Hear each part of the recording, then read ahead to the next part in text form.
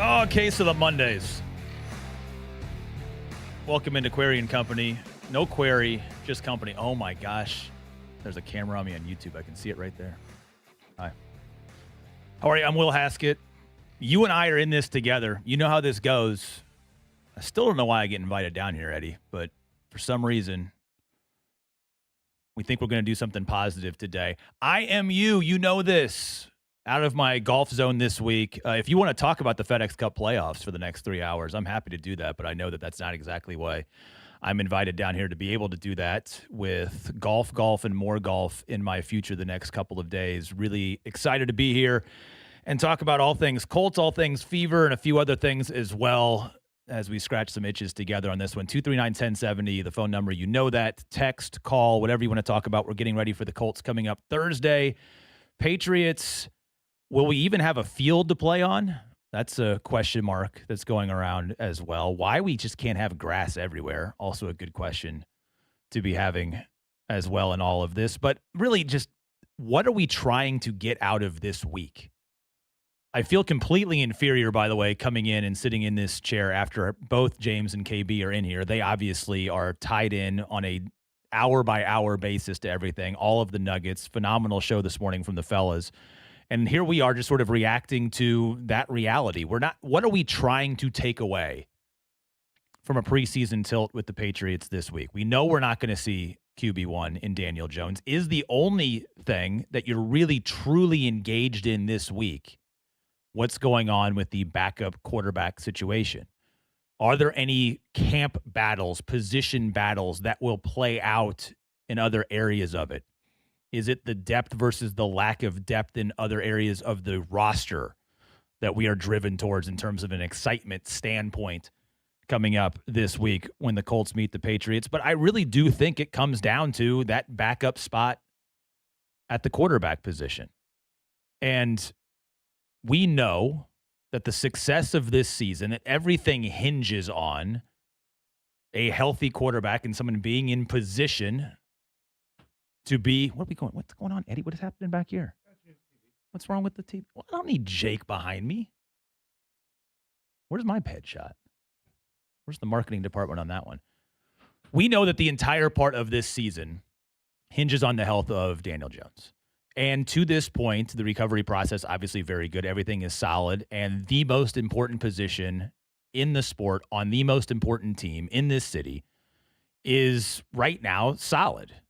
I heard KB talking about it when he was in here. Of all of the first-team reps that have been taken so far in camp, all of them have been taken by Daniel Jones. That is not a problem. The quarterback position is not a problem. And yet, we enter a week with the first preseason game where we'll probably be talking about the quarterback position in a week when QB1, Daniel Jones, isn't going to take a single snap in that preseason game. So what are the scenarios at play when it comes to this Thursday night and what we're going to take away from it? And what this battle between Riley Leonard and Anthony Richardson is all about. Because when I think about it, when I look into it, it feels like there are 4 potential scenarios, not coming out of this game, but that you're trying to get answers to when this preseason run is over with. And the scenarios are the following. And these are ranked in no particular order. This is just going off the top of my head. Number 1, Riley Leonard plays exceptionally well, distances himself from Anthony Richardson, and becomes the obvious number 2 for this team. A game manager, making good decisions, can utilize his legs. In many respects, a quarterback that mirrors what you have in your starter in Daniel Jones. There is no debate. He has taken the step. He has gotten better. And he is a reliable number 2.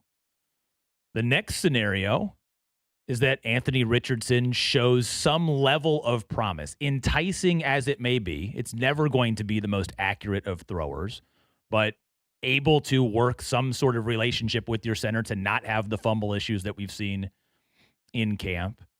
Able to make some of the throws, at least some of the basic throws, and continue to wow enough with the intangibles, with the movement, that it is an intriguing second option to have as your second quarterback.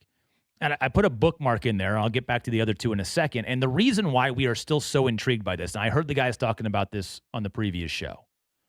would we even care about this battle, this backup quarterback battle at all, if it weren't for the fact that one of the two quarterbacks that's competing for that spot of being a backup just happens to be the number 4 overall pick?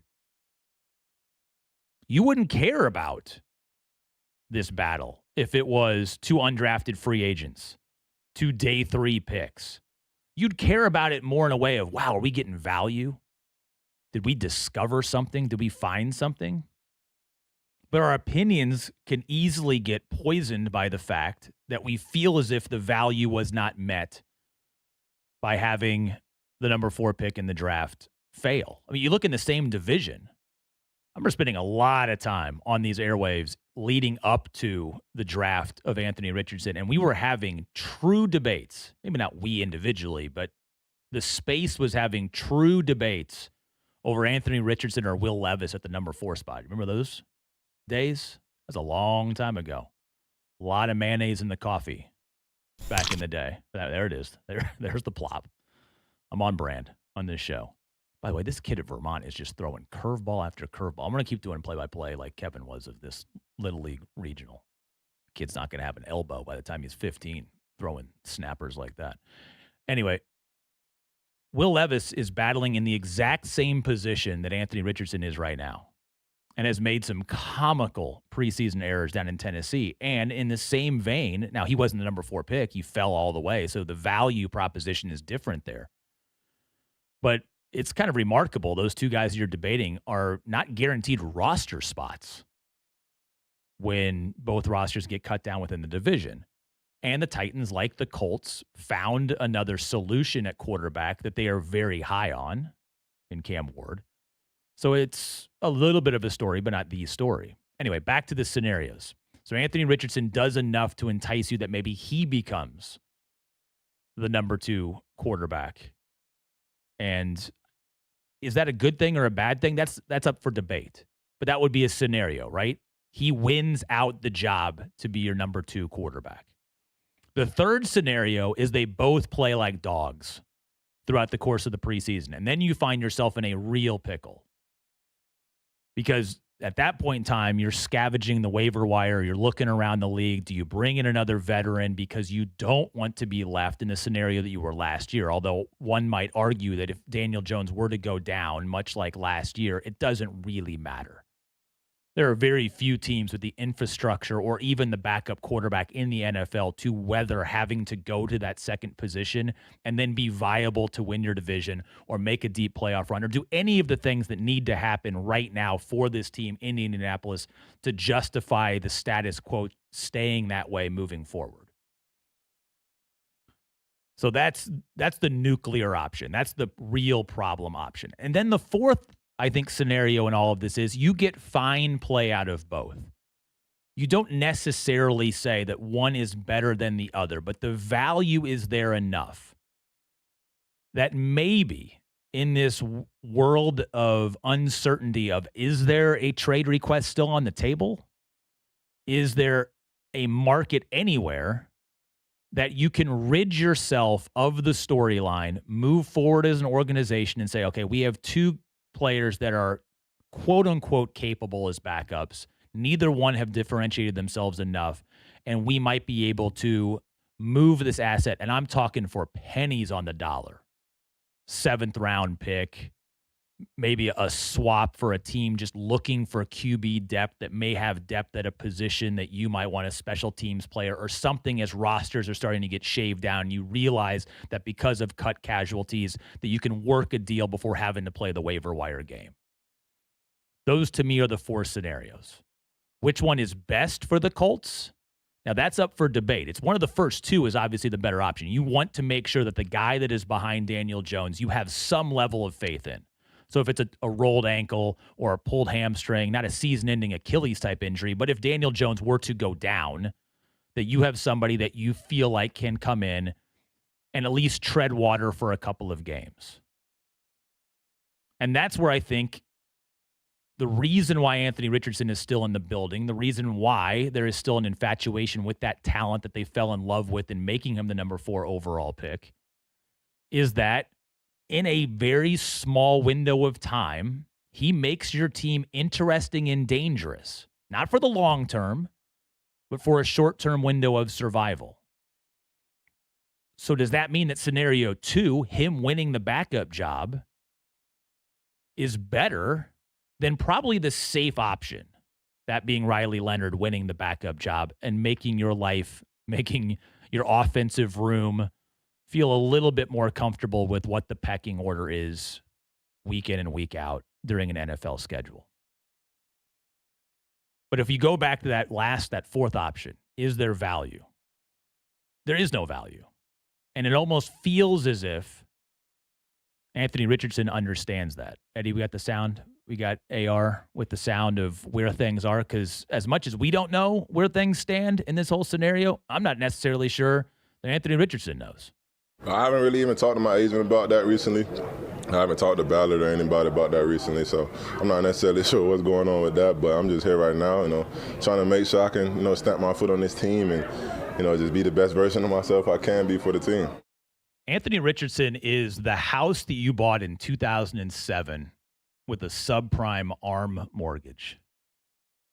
Anybody old enough to have a mortgage, you remember those days, those enticing little 3-year, 5-year ARM loans right before the entire bubble burst.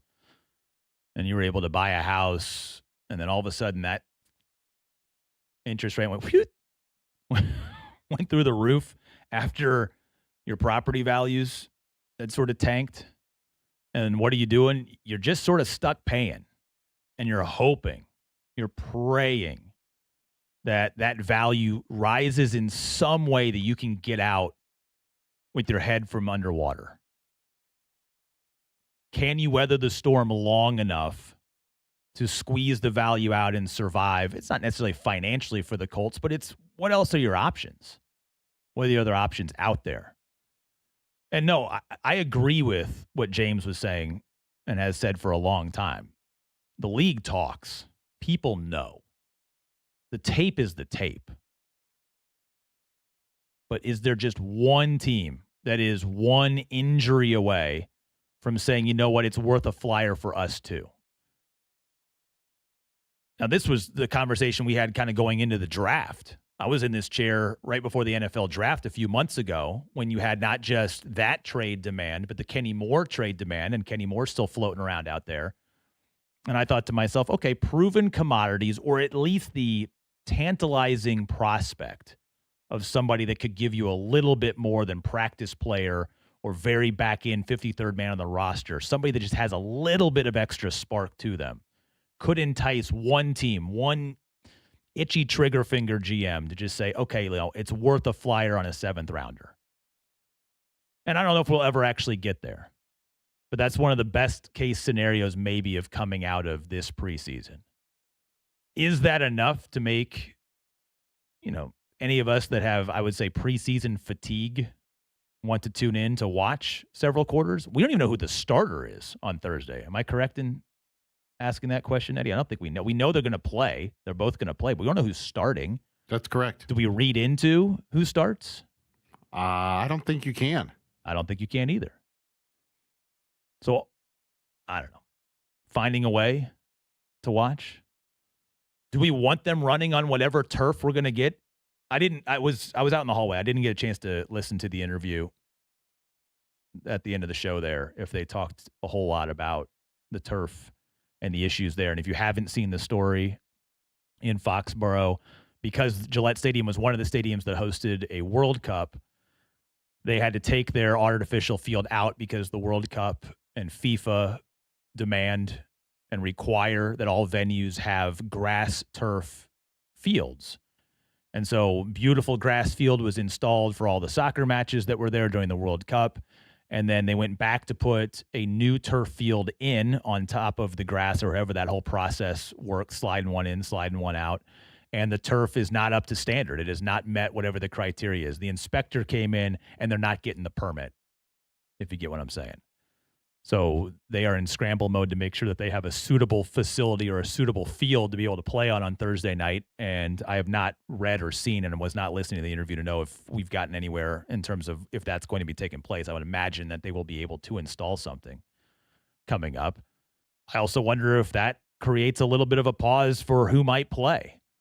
Because when you look around the league right now, every day, what's the biggest, not the biggest news story, but what is the news story that it feels like comes across the ticker? If I go to ESPN.com right now, outside of the clickbait long list type things that are on the very first page, if you look at the top headlines, number one, Bears expect Burden to miss the preseason. So now you got a wide receiver down in Chicago. Number three on the top headline, Commander star Tunsil to have tricep surgery. Two of your top three stories right now are injuries in the NFL. And we've played one preseason game across the entire league. We've got joint practices coming up. You're just hoping that you have more fights in the joint practice than you do season-ending injuries in the practice and the game. And you know there's going to be a tussle. You know something's going to happen. Someone's going to spout off, and there's going to be fisticuffs coming up in the joint practice. That's just how it is. The guys are chomping at the bit to go out and play and hit somebody for real. You're just hoping that you get out of it injury-free. And the Colts so far, knock on wood, have been severe injury-free. But there are some lingering concerns and some very, very tight lack of depth areas on this roster. When it sort of looked like your two starting linebackers were going to be rookies, and then both of them, your higher pick, especially C.J. Allen, has missed a significant amount of time so far in camp. These are the things where you know you're one injury away. That's another question. And we're going to talk to Mike Chappell, by the way, coming up at the top of the next hour. Everybody knows in this league that you are one quarterback injury away from your season effectively being over. But for this particular Colts team, what injury could the Colts afford the least in the preseason or even early in the regular season? Daniel Jones goes down. It's no different than last year. You were an 8-2 team with him, and after that, a shell of yourself. The lanes for Jonathan Taylor were gone. The ability to, take advantage of your skill receivers who weren't necessarily the best in terms of separation, but were really good at being where Daniel Jones needed them to be, all of a sudden weren't as open as they once were. Defenses completely shifted, and the season went from, hero to zero very fast. So we know what happens if Daniel Jones goes down. But what injury would be the second most crippling to this team? Because you hate to say it, you want to watch the preseason and say, man, I can't wait to see these position battles play out. I can't wait to see if Nick Westbrook-Akine can look like a number 2 wide receiver for whenever Alec Pierce comes back. I can't wait to see how Leatu Latu looks. Does he have a burst if he plays one series or 1.5 series? Sure, you want to watch all of that and see if you can glean a little something from a preseason game. But let's be honest, outside of the interest in the quarterback battle, the number one thing I'm paying attention to after that is, do you just get out of it healthy? And that's where it's come to. So which position would be the most detrimental if there happened to be an injury coming up on Thursday? Where can the Colts ill afford to lose bodies? Or is there a particular body? Is it your guys that you extended? Can you survive a season if Jonathan Taylor goes down early? I would not anticipate maybe seeing him at all this preseason. You look at what Quentin Nelson means to this team. Top 100 player again in the NFL, according to NFL.com. And what he does to take away stress from the rest of the guys on that offensive line. If he goes down, is that a domino effect that completely changes how your team goes down? So those are the things that I feel like in my lifetime we have gone from, we're watching the preseason to see how this team is gelling, how this team is playing. It's like an exhibition game in college basketball.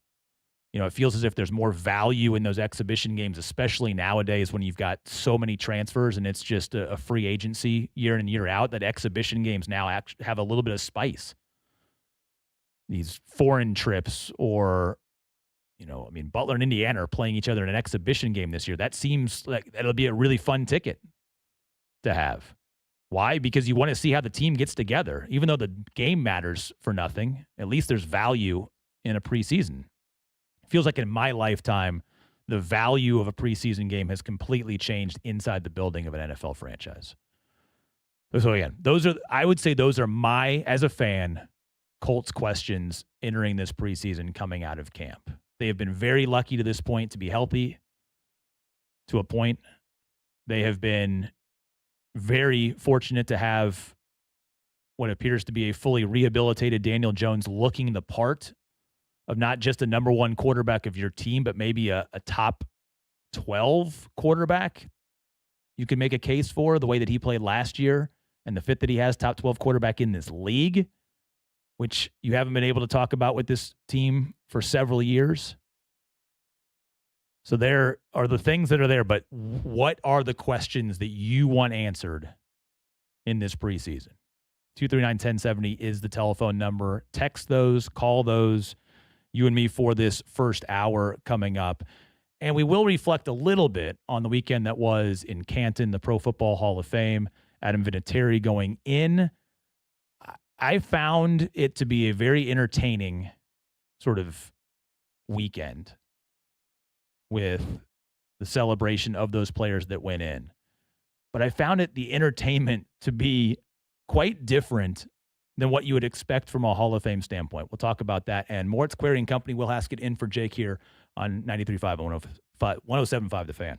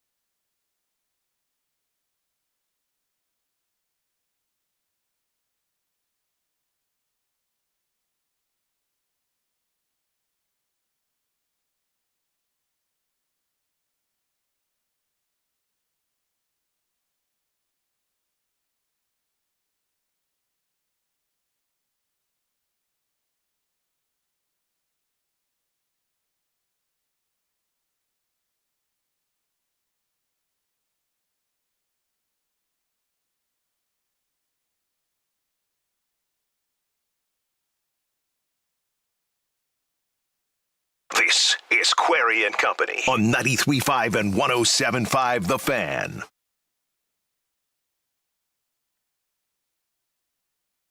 Will Haskett in for Jake. Happy Monday. Thunder woke me up this morning. Did you hear the thunder? No. Yeah. I was out right through it. I'm guessing those of you on the northwest side definitely are the thunder this morning. By the time it got to me on the northeast side, it dissipated. But I thought we were going to have you got to wake up, catch the morning shows, and make sure everything is going to be okay. School drop off right now, for those of you that know this pain, school started last week for almost everybody. There's about a 2-week window where everybody's sort of feeling it out. Carpools haven't really taken effect yet. Everybody's driving their own kids.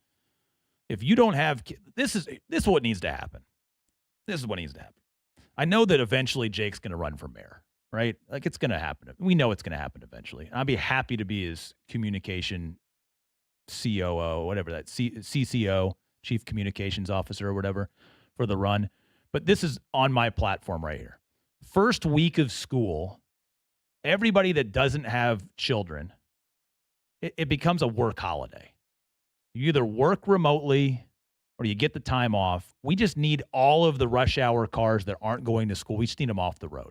And those of you that don't have kids, you're nodding along right now. Yeah, I don't want to have to deal with that traffic. We don't want to have to deal with that traffic. We don't want to create that hassle for you, parents dropping off kids. So that's what we need. We need a work holiday to make sure that we're ironing this thing out. Aren't there big yellow Twinkies? In public schools there are, not the private schools, true. though.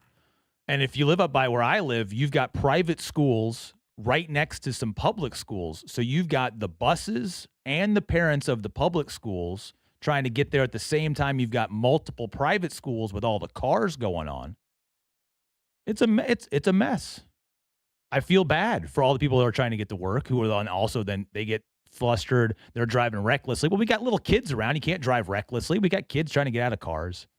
Anyway, it'd be easy. How about that platform? Just automatic holiday. Maybe first 3 days of school. We come up with a uniform start time, keep everybody else at home. We get in and out nice and smoothly. That's what we're going to run on. There you go. That's my plan. Vote Jake for mayor.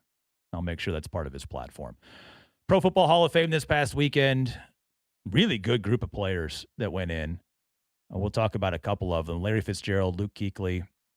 Roger Craig finally makes it into the Hall of Fame. Anybody that grew up on Tecmo Bowl, Roger Craig, absolute beast in that game. Absolute beast. It's easily you forget because you had the Joe Montana to Jerry Rice combo, and Jerry Rice was just short of like the Bo Jackson cheat code back on Tecmo Super Bowl. It was Tecmo Bowl, then Super Tecmo Bowl, right? It wasn't Tecmo Super Bowl. You couldn't call it Tecmo Super Bowl because that would be in violation. You have to call it Tecmo Big Game. You couldn't call it Tecmo Super Bowl. So it was like Super Tecmo Bowl. But Bo Jackson was the cheat code, but Jerry Rice was pretty damn close from the receiver's standpoint. But Roger Craig was the running back on that game. I'll never forget that. If you had a friend who either played as Oakland so they could use Bo Jackson or played as the 49ers so they could have Montana to Rice, there we go. That's what we're talking about. You'd lose friendships over that, right? Invite somebody over, hey, we're going to play Super Tecmo Bowl today, and they go to pick a team, and you try to do something cool. Like, I want to take the Chiefs, and I'm just going to run Christian Okoye right up the middle, 3 yards in a cloud of dust.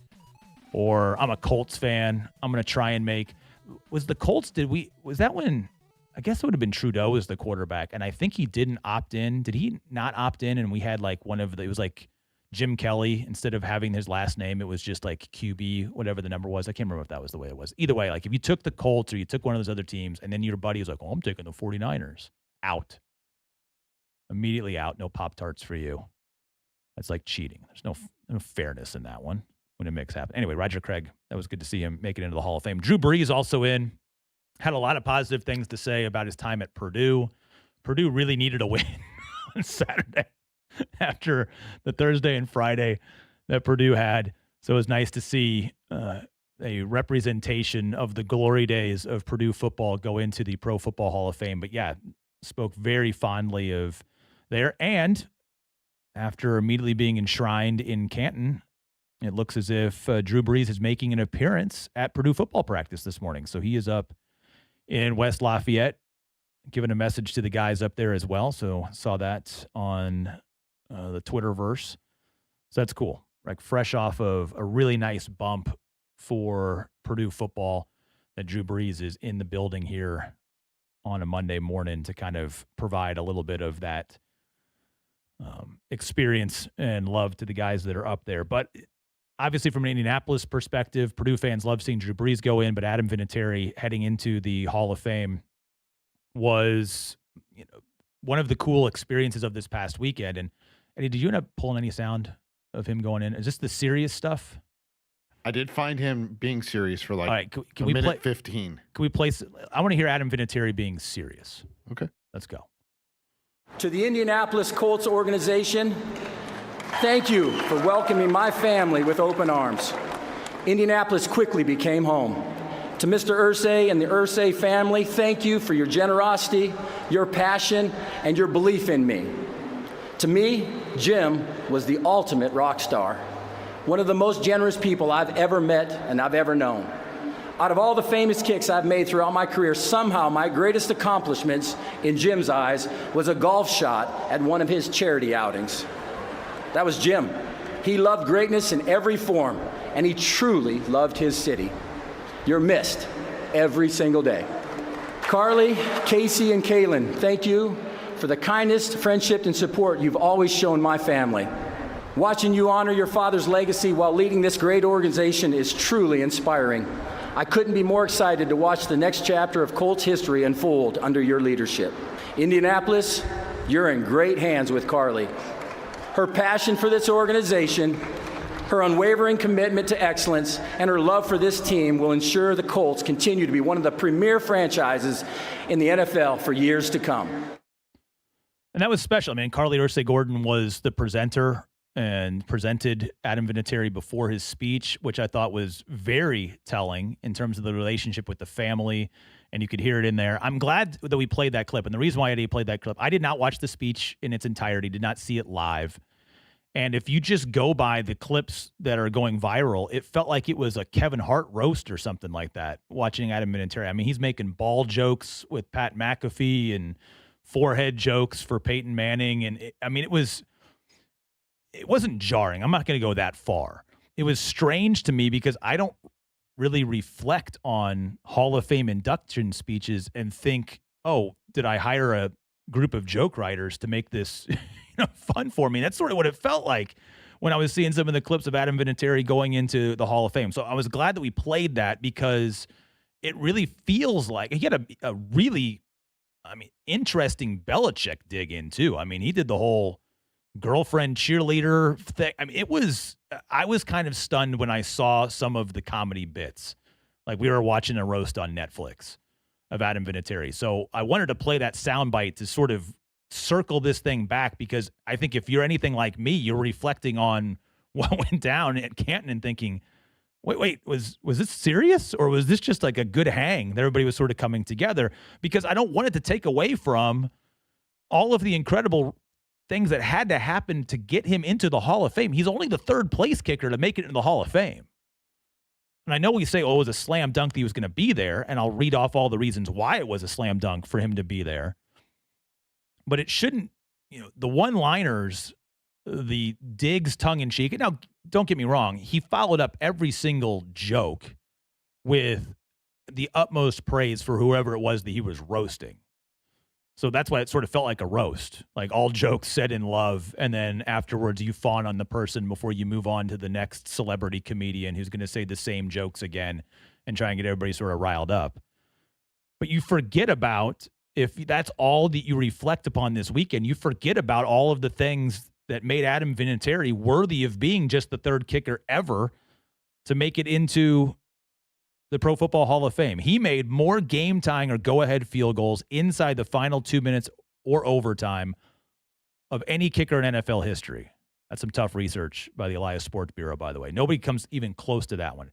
Tied for the most game-winning kicks on the final play ever. There's 14 of those. Morton Anderson, who's also in the Hall of Fame, had that. I think there was also Morton Anderson, like roast joke in there yesterday from Adam as well. 12 career overtime field goals. It's an NFL record.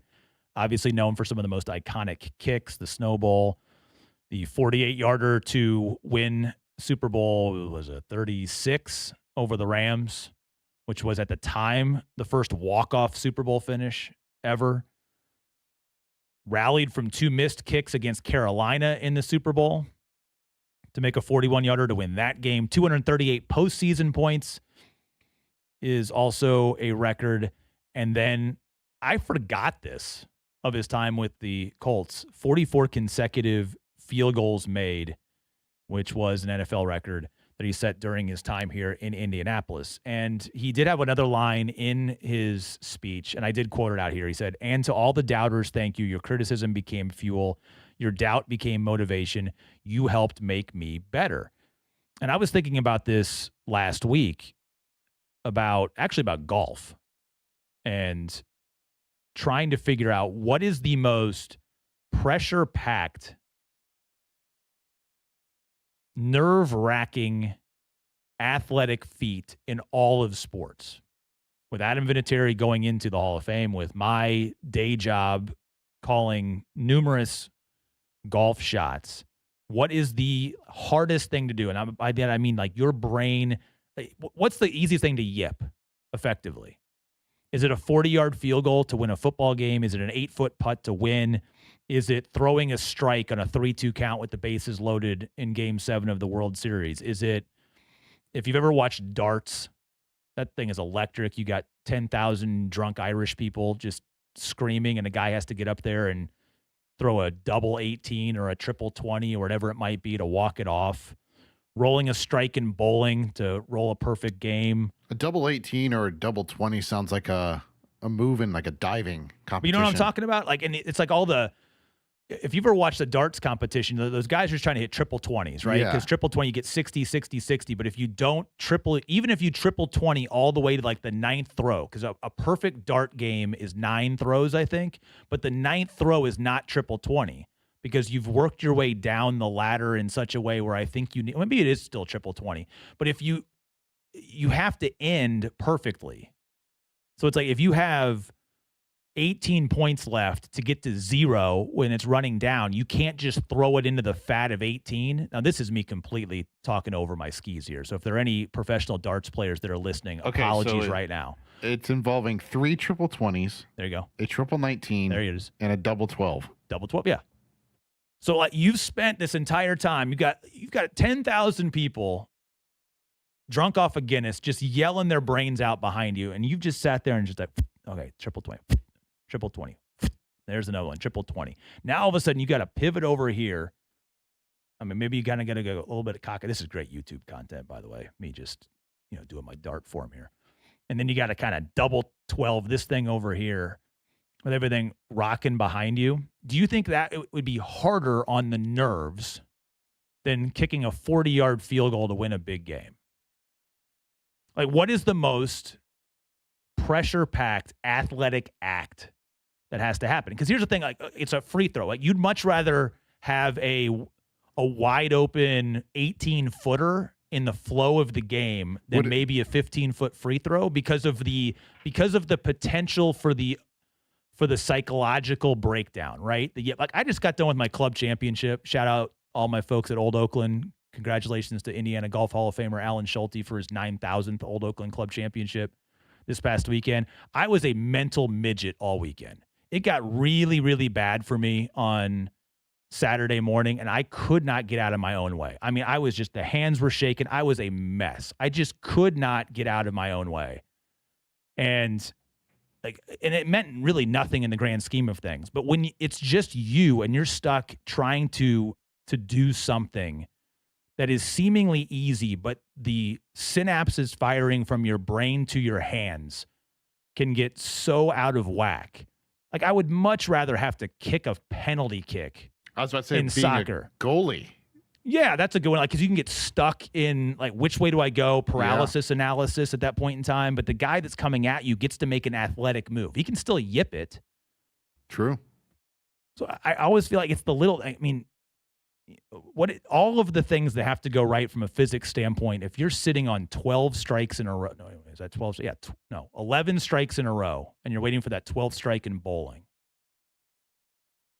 I mean, I grew up going to RIP Nora Bowl with my parents on Friday nights, and there would be occasionally, like that guy would be 7 strikes in, 8 strikes in league play, and it's kind of going around, and all of a sudden people are like dropping their chicken fingers and their Miller Lights, and they're going over, and they're like, It's like a perfect game in baseball. Hey, Pete over there on lane 20, it's 7 straight strikes. We gotta go and check that guy out. Everything just is a little bit different. Like you hold on to something, you're guiding it. Any golfer out there, I guided the golf ball for 38 holes on Saturday. Just complete 2 hands on the wheel, just guiding everything. There was nothing like free-flowing and athletic. I was so mad at myself. I'm still mad at myself for not being able to conquer my own mental ineptitude. So this goes all back to Adam Vinatieri.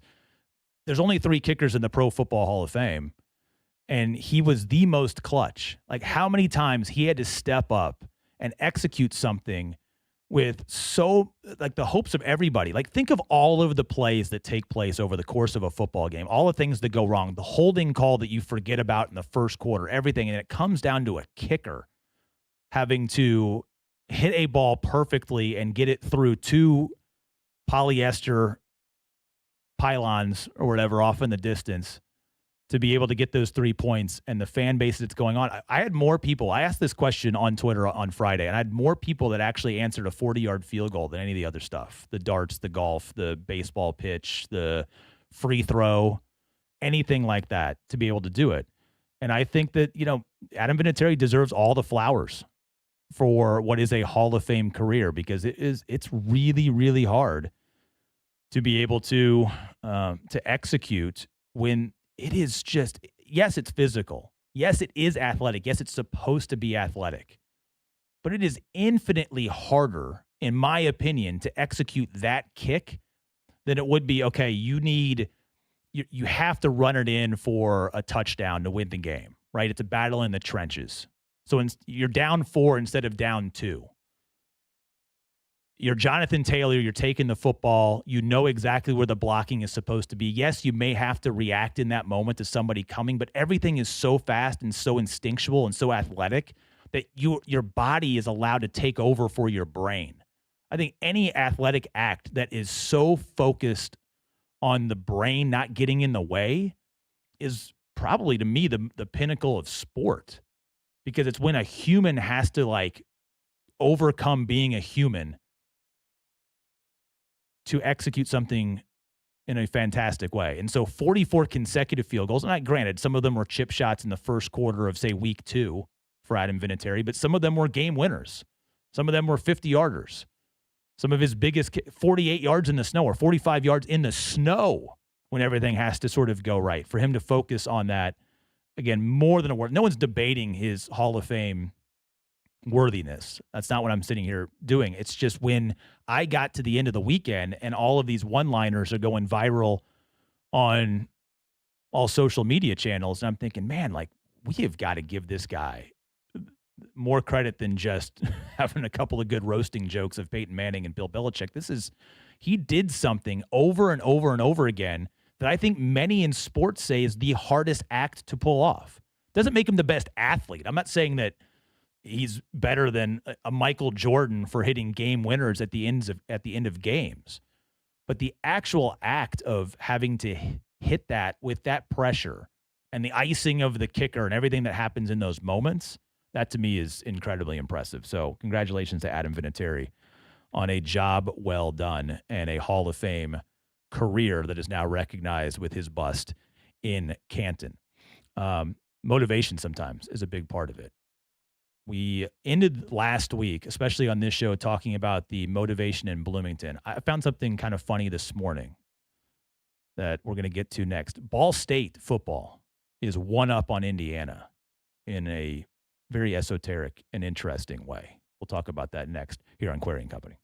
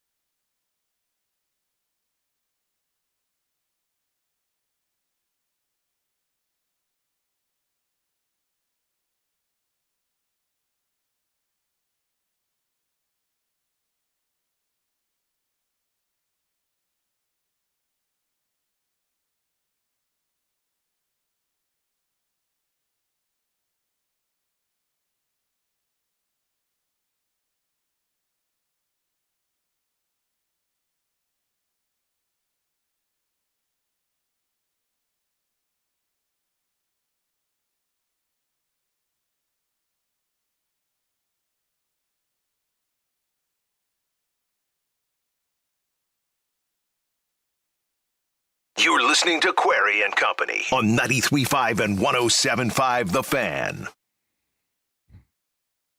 A lot of football chat on this Monday morning. We'll ask it in for Jake. He's making his way back from Portland. Surprise, surprise, Alex Palou wins again. In IndyCar this week, I think more chatter coming out of that race about lap traffic or about to be lap traffic than even the race itself. Felix Rosenqvist came close. It was a race won in the pits early by Palou, and once he gets in front, it's really hard to deny him. Well, might have time later on in the show. We'll talk about that. There were some interesting comments afterwards by Rosenqvist and Will Power, who finished third in that race, about old IndyCar rules, and I have thoughts. I mean, it's a great old debate. Any of us that grew up here and talk about open wheel racing, it's a debate we probably had for generations, but we'll try and get into that a little bit. I had some fun with this one. I was reading, Bruce Feldman has a really cool piece on The Athletic every year, and it's his freak list. So football freaks in college football. And started as a top 10 list. He's expanded it to a top 100 list. And it's really just him sort of celebrating some of the incredible athletes across the entire college football space. And so whether it be just physical traits, like this year it is Nick Harbor from South Carolina is the number one freak on his board, 6'6", wide receiver, 243 pounds, who runs a 10-1 100, and I mean, just incredible numbers. Like think Jeremiah Smith, the Ohio State wide receiver, is number 2. Those are kind of the arguments, right? Like guys that can just do so much from a size standpoint.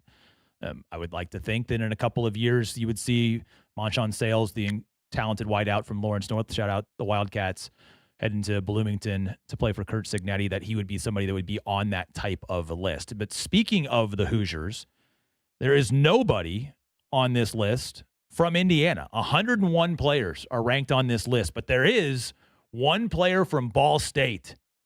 Heck yeah, there is. By the way, their coach, former Bulldog coach, I'm wearing my Butler polo today, Mike Uemovich, is going to be joining Jake on Wednesday here on the program and talk about Cardinal football this year. But his kicker, Brody Bame, made the list.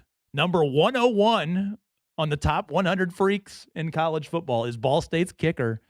This was the Feldman line on that. You've got to be really, really special to make the list as a punter or a kicker. Bame, who transferred in from Missouri, big leg, all this other stuff, but apparently has a vertical jump of 41 inches and broad jumped 10 feet this offseason and scored near perfect score on a functional movement screen. I don't know what that means, but sounds fun. I don't think Eddie and I could combine. You think we could combine to score a 20? I don't think so. I don't even know what it is. Me either. If anybody knows what the functional movement screen is before Wednesday, when Coach Yemovich is on with Jake, find out, send it to us. If it's something that we could do here in studio in the next 2 hours, I'd be happy for the dozens of you that are watching live on YouTube to do whatever that sort of thing is. His brother, by the way, powerlifter in the Special Olympics, won gold as well, and Brody's been training up in Carmel with strength and stuff. So he makes the freak list. So that is Ball State 1 freak, Indiana football 0 freaks. Shout out Westfield, Indiana. Put that on your bulletin board material right there. Purdue saying you can't win if you go to Indiana, and Ball State exponentially more freaks than you in football. Ugh, that's exactly what we need, more motivation down in Bloomington. I would argue you could have probably put a couple of different Hoosiers on this list. I'll be curious to see what their wide receiver room looks like or is regarded as at the end of this season. I mean, Charlie Becker looked like a freak to me last 4 or 5 games of that season for the Hoosiers. And then they bring in Nick Marsh, who physically has all the freakish tools on the opposite side out of Michigan State. I think those are 2 guys that you could make a case for. And they brought in 2 edge rushers to get to the quarterback, both from Kansas State. And I don't remember which one I read was viewed sort of in a freakish sort of way. I'm going to go out on a limb and say that there will be 3 or 4 players this year that will have people turning their heads. But anyway, I found that to be a pretty interesting and funny one there today. No Hoosiers in the top 100 freaks, according to Bruce Feldman. Certainly a lot of Buckeyes. I mean, there are guys on it. It's a pretty funny read. I mean, there's a guy on here from, let's see, where's he from? There's a cornerback from Penn State, I think, on here who wrestles. No, who wrestles snakes? No, there's a fullback from Harding University, D2 powerhouse Harding, by the way, who apparently like goes snake wrestling or snake hunting or something like that. He and his cousins will just jump in snake infested waters and go to work, says the SID at Harding. And if that doesn't scream fullback in football, then I don't know what does. Hops in the water, snake infested. I mean, there's a picture on here. He is holding, I'm not kidding, he is holding at least 6 snakes, 3 in each hand in some muddy, yucky water. And his smile is ear to ear. How's he only 92? I mean, that's some freakish behavior right there. Can you handle Andrew, snakes? No. Anything without shoulders cannot be trusted. Really? Yeah. Can't trust anything without shoulders. Why without shoulders specifically? I heard that once and I laughed my you-know-what off, and I just think it's a funny thing to say. So now I say, no, I'm freaked out by snakes. They're too shifty. You just never know. I mean, they zig and zag at the same time. If it's like an alligator, alligators have shoulders, right? Because they got their thing sort of moving. And, the easiest way to outrun you can't outrun an alligator in a straight line. But you get shifting side to side, they can't zig and zag very fast. The snake you don't know which way the snake is going because he's doing the little back and forth. Can't have that. Slithering? Yeah, he's slithering. No shoulders. Can't trust it without any shoulders. I don't know what else that actually applies to shoulder-free animals. And I apologize if anybody's had both of their shoulders removed. That's not a knock on you. That's if you once had shoulders, you're cool in my book. But no, anything without shoulders cannot be trusted. And snakes are rough. I got snakes in my backyard. Little ones though. I can deal with the little ones. But they put up a fight. They don't even have a mouth big enough to cause any problem. But they're nasty little sons of guns. Can't trust the snakes. You can trust though is Mike Chappell. Always can trust the dean of Colts reporting. He's coming up here on the other side. We're going to get set for this first Colts preseason game. What does he have his eyes on? Any sort of camp battles? And, I say a preseason is always defined by what you don't have. I'll be curious to hear, Mike. I want to flip that script. I feel like we talk a lot about what is lacking. What is the surplus that we've learned in Colts cap as well? We'll find out next with Chappie.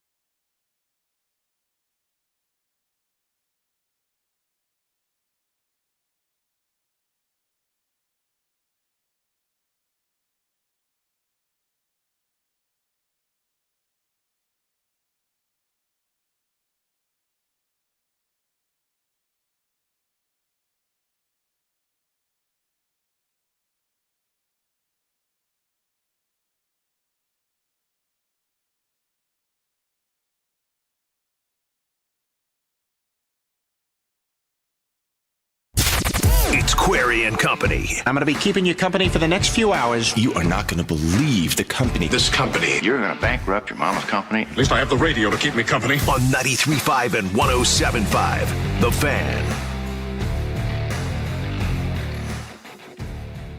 Welcome back inside Query and Company again. No query, just the company, as Jake makes his way back 3 time zones from Portland. Jake and I have known each other a long time. He's not much of a wine guy, is he? He's not a wine guy at all. I don't think so, no. Draft beer. Oh, well, that's a good spot to go to. I went on a draft beer tour of up the Hood River, which comes out of Portland, goes inland to the east. That was really fun. Hit some really nice breweries there. But that was while I was there on a wine trip south of Portland, and that was awesome. Any winos out there?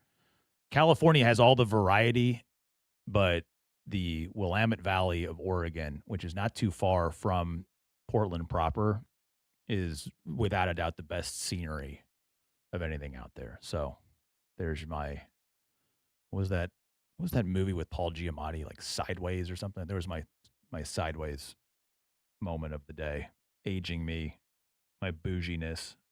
But it was a phenomenal whining experience. So if I had been working for IndyCar Radio this past weekend, it would have been really difficult for me to make crew call. So I feel that would have been one of those things where I would have been hopping in an Uber and trying to dust off 2 or 3 different wineries in the process of it. Again, Will Haskett in for Jake. I get one day off of not talking about golf, although I have a funny feeling we'll find a way to weave some sort of golf chatter into the program before it is all said and done. Colts off today, heading and traveling to New England. They will have a joint practice with the Patriots tomorrow. First preseason game of the season comes up on Thursday. Pregame huddle begins right here at 4:30 before we have kickoff coming up at 7:30. You know a man that will be covering it. He'll be covering it better than anybody else. He's been covering this team more than anybody has, and now doing it at Fox 59 and CBS 4. He is the great Mike Chappell, who joins us now. Hi, Chappie. How are you? Good. How are you? I am fantastic. Always nice to just have a day where I'm not talking about golf, so I get to be a fan and talk about the Colts a little bit. I know you were in Canton. Did we know that Adam Vinatieri had that many jokes in him? He had more. He said he used his wife and kids as a sounding board, and there were some they decided were a little bit too over the top, which he told me a couple of them, and they probably were over the top. So yeah, it was a good side of him to see. Yeah.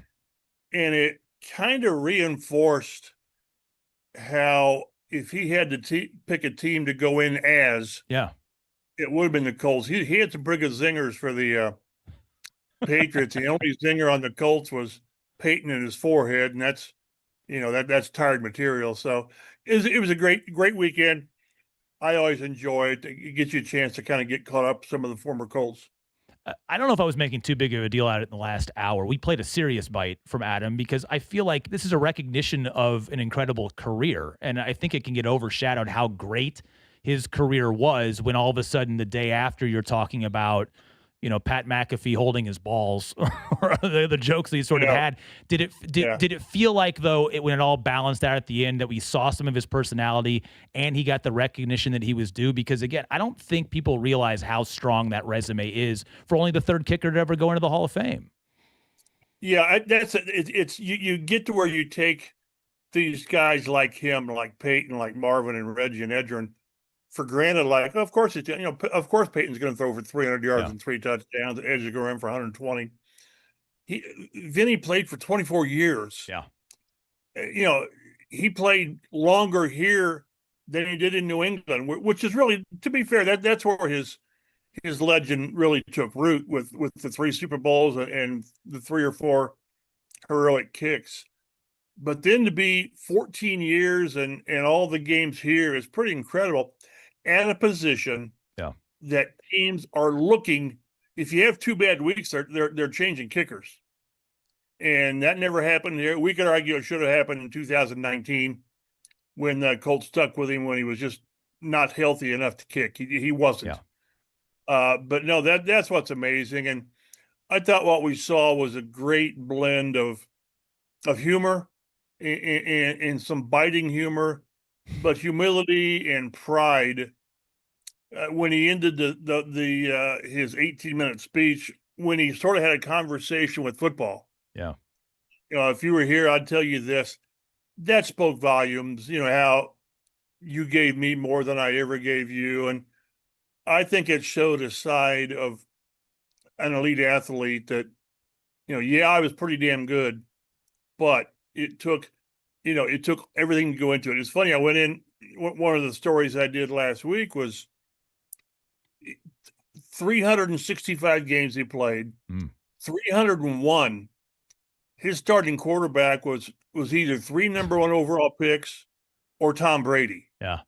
And that just, again, he had to make the kicks, but when you've got those kind of players setting the table for you and for the most part getting you 10, 11, 12 wins a season, it makes it easier, I guess.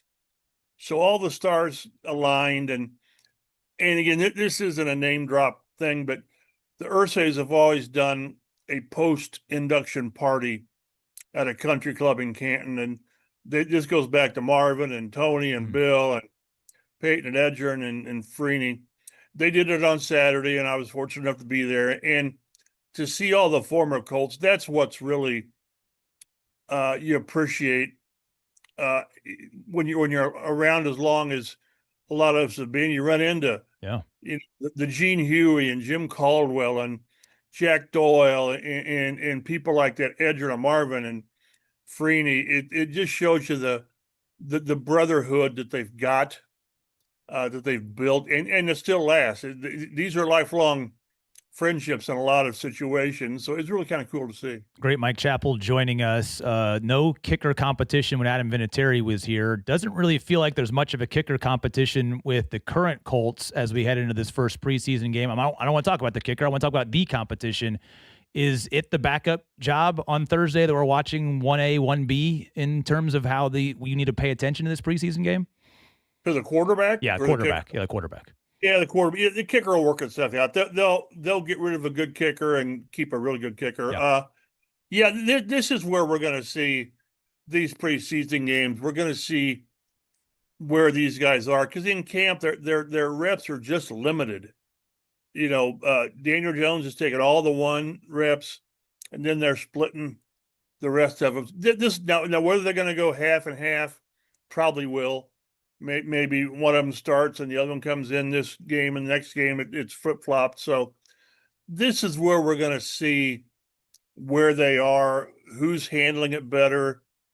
And, the coaching staff's got a good feel for what they believe these guys can do. But you never know until you get out there on the field, and it's not scripted. Right. It's, the joint practices are scripted, and Daniel Jones will get a ton of work in the scripted practices. Yeah. But the preseason games are where we're going to tell a lot. Who do you think starts on Thursday? And do you think it matters who starts on Thursday? No, I don't know, because whichever one starts Thursday, the other will start against Atlanta. Okay. I guess I would prefer to start the game second half. You don't know what you're getting into, and in the fourth quarter, there'll be guys playing that won't be here in September. So, it'll all be about, how do they perform, and maybe not so much the stats, because again, you're not going to have the full complement of starters with you. Certainly not at receiver. Like, the receivers are going to be guys. They're going to be guys. Yeah. Because that's right now is what they got, is a bunch of guys. It'll be more about how do they handle the line? How do they, run the offense? And did you put the ball where it was supposed to go, whether the guy got it or not? But this will tell us a lot. I'm convinced they're going to keep all 3. It'll just be which the order, 2 or 3 or 3 or 2, and then how the guy that's 3 handles that position. They both probably feel like they deserve to be backup. And as we know through recent history, that one of them will play, because Daniel Jones has been hurt at times during his career. Yeah. So whoever that backup guy, I've always thought that they needed to determine a number two at some point, so he gets more reps. I think at some point they need to do that. Maybe they, after the first two preseason games, they do that, because you just simply have to have that number two guy ready. Not having two guys ready, but the second guy ready just in case something happens. I laid this out, Chap, at the beginning of the show. There are 4 scenarios that come out of this backup quarterback battle, right, that could happen. Either or Riley Leonard or Anthony Richardson prove to be the better option as a backup quarterback. Those 2 scenarios, whichever one it is. They both play well, and you've got a good problem on your hands, or they both play poorly, and you have a bad problem on your hands. Of all of those, obviously knowing if they both play bad is the worst case scenario for this team. What do you think is the best case scenario for this team? Is it having both of them play well so you continue to have competition? Well, the best case is that neither one plays. because, yeah, right. Because Jones stays healthy. Yeah, I thought all along, and I still believe this. I'm not going to change horses now. I've thought that they need to trade or release Richardson. I just think there's too much baggage. I just do. Yeah. Let's say he's the backup. He goes out there and just doesn't play well or does something squirrely. You're gonna say, well, see, that's what he's shown you. That's what he's been. On this, on the second hand, though, if you cut him, you're not going to replace him with a guy of his talent. You're just not. Yeah. And Leonard is not of his talent. So Chris Ballard told us at the start of camp that the intention is for all 3 to be here. Okay. I think there's a possibility that they try to find some packages for Richardson to run. Yeah. Short yardage, goal line, sort of like Taysom Hill, but not to that extent. But if they do that, he's got to embrace that. And this is a guy that in his mind, I'm sure, wants to prove he's still a viable starter. Well, you're not going to do that by converting 3rd and 1 or not converting 3rd and 1 or whatever. So, yeah, best case is Jones stays healthy. Next best case is, again, one of these. I don't know which one I trust. Right. The guy with 15 starts and the by far the worst completion percentage of any quarterback with 350 attempts in the last 3 years. He's at 50%, and Jameis Winston's next at 59%. It's wild. So, or Riley Leonard, who showed the game wasn't too big for him last year, but he basically played a game and a half, starting the final game and playing well.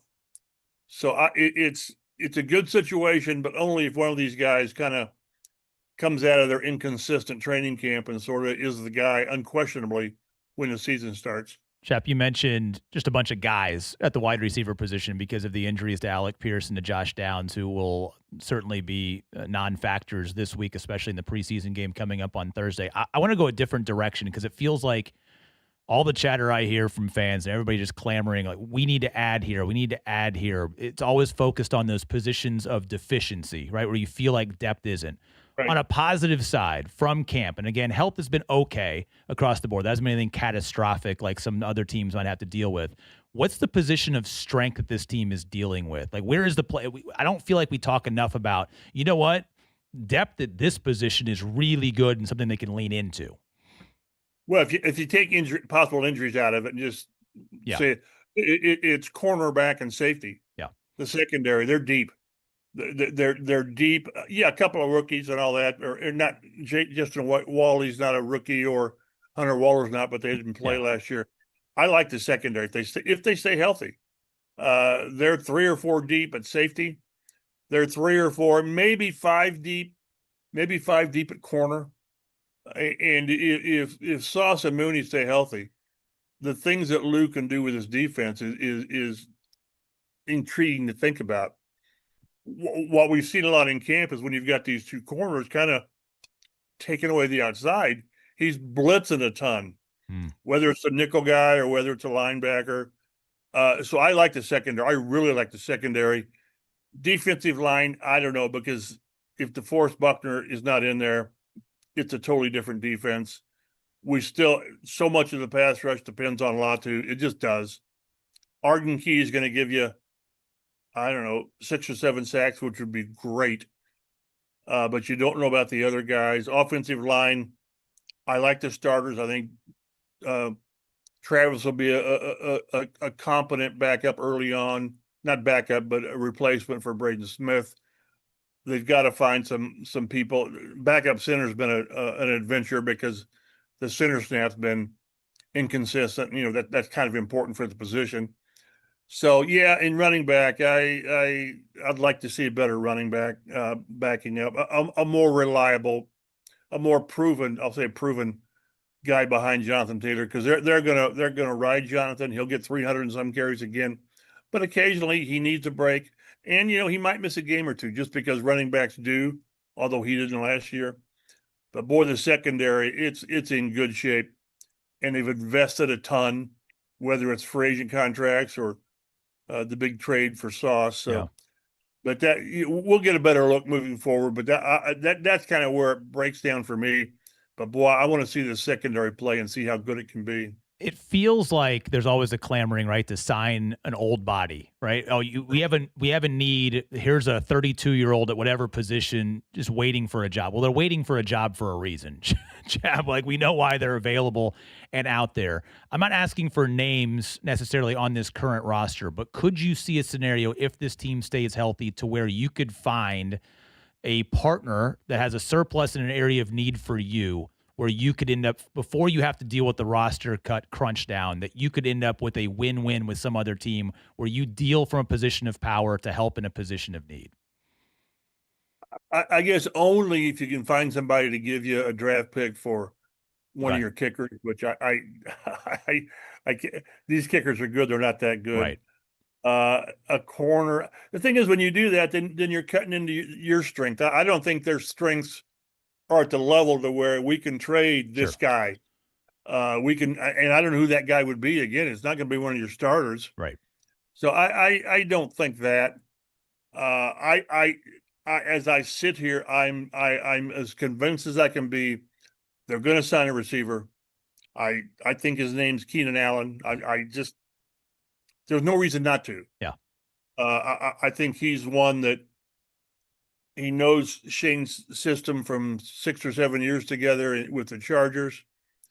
He was productive last year, and he could step in here and give you minimum 50, 60 catches, and whatever that translates, 600, 700 yards and a handful of touchdowns. And adding him would sort of fill Pittman's void at that spot and allow everybody else to sort of stay where they are. Certainly with Alec Pierce's targets going to increase. Yeah. Josh Downs' targets are going to increase. And so is Tyler Warren. We'll see more from him. But until they get a veteran guy, I'm not talking Chase Claypool, who they had in for a workout, hasn't played in like 2 years. Until they get that guy, I have serious concerns about the offense. Again, with Downs and Pierce not practicing, look at who's out there. Yeah, it's 20 targets a day for 20 targets a game for Tyler Warren. The way that the offense is right now. Well, and the one thing that I always stress is I don't want the team to fall into this thing. Well, we've got Tyler Warren, so maybe we can get by without that. No, he's a tight end. Yeah, it's a great tight end. He's going to be a great tight end. So I do believe at some point they'll sign Allen. I just do. And again, whoever you sign is going to be a 1-year guy, because that's where we are. And it makes too much sense. There's too much when you talk about sense of urgency for a season.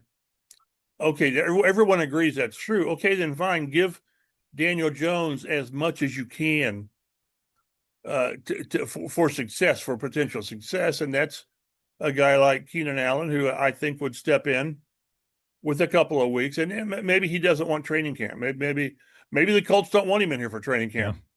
Maybe they want to kind of save him for the season, but I'll be beyond surprised if at some point Keenan Allen's not wearing a horseshoe. Chappie, I'll get you out of here on this one. We've seen 2 weeks up in Westfield. Now we get to some game action. You kind of get a feeling where this 53-man roster is going to go. You kind of have a feeling at the beginning of camp, right? And just injuries sort of dictate that.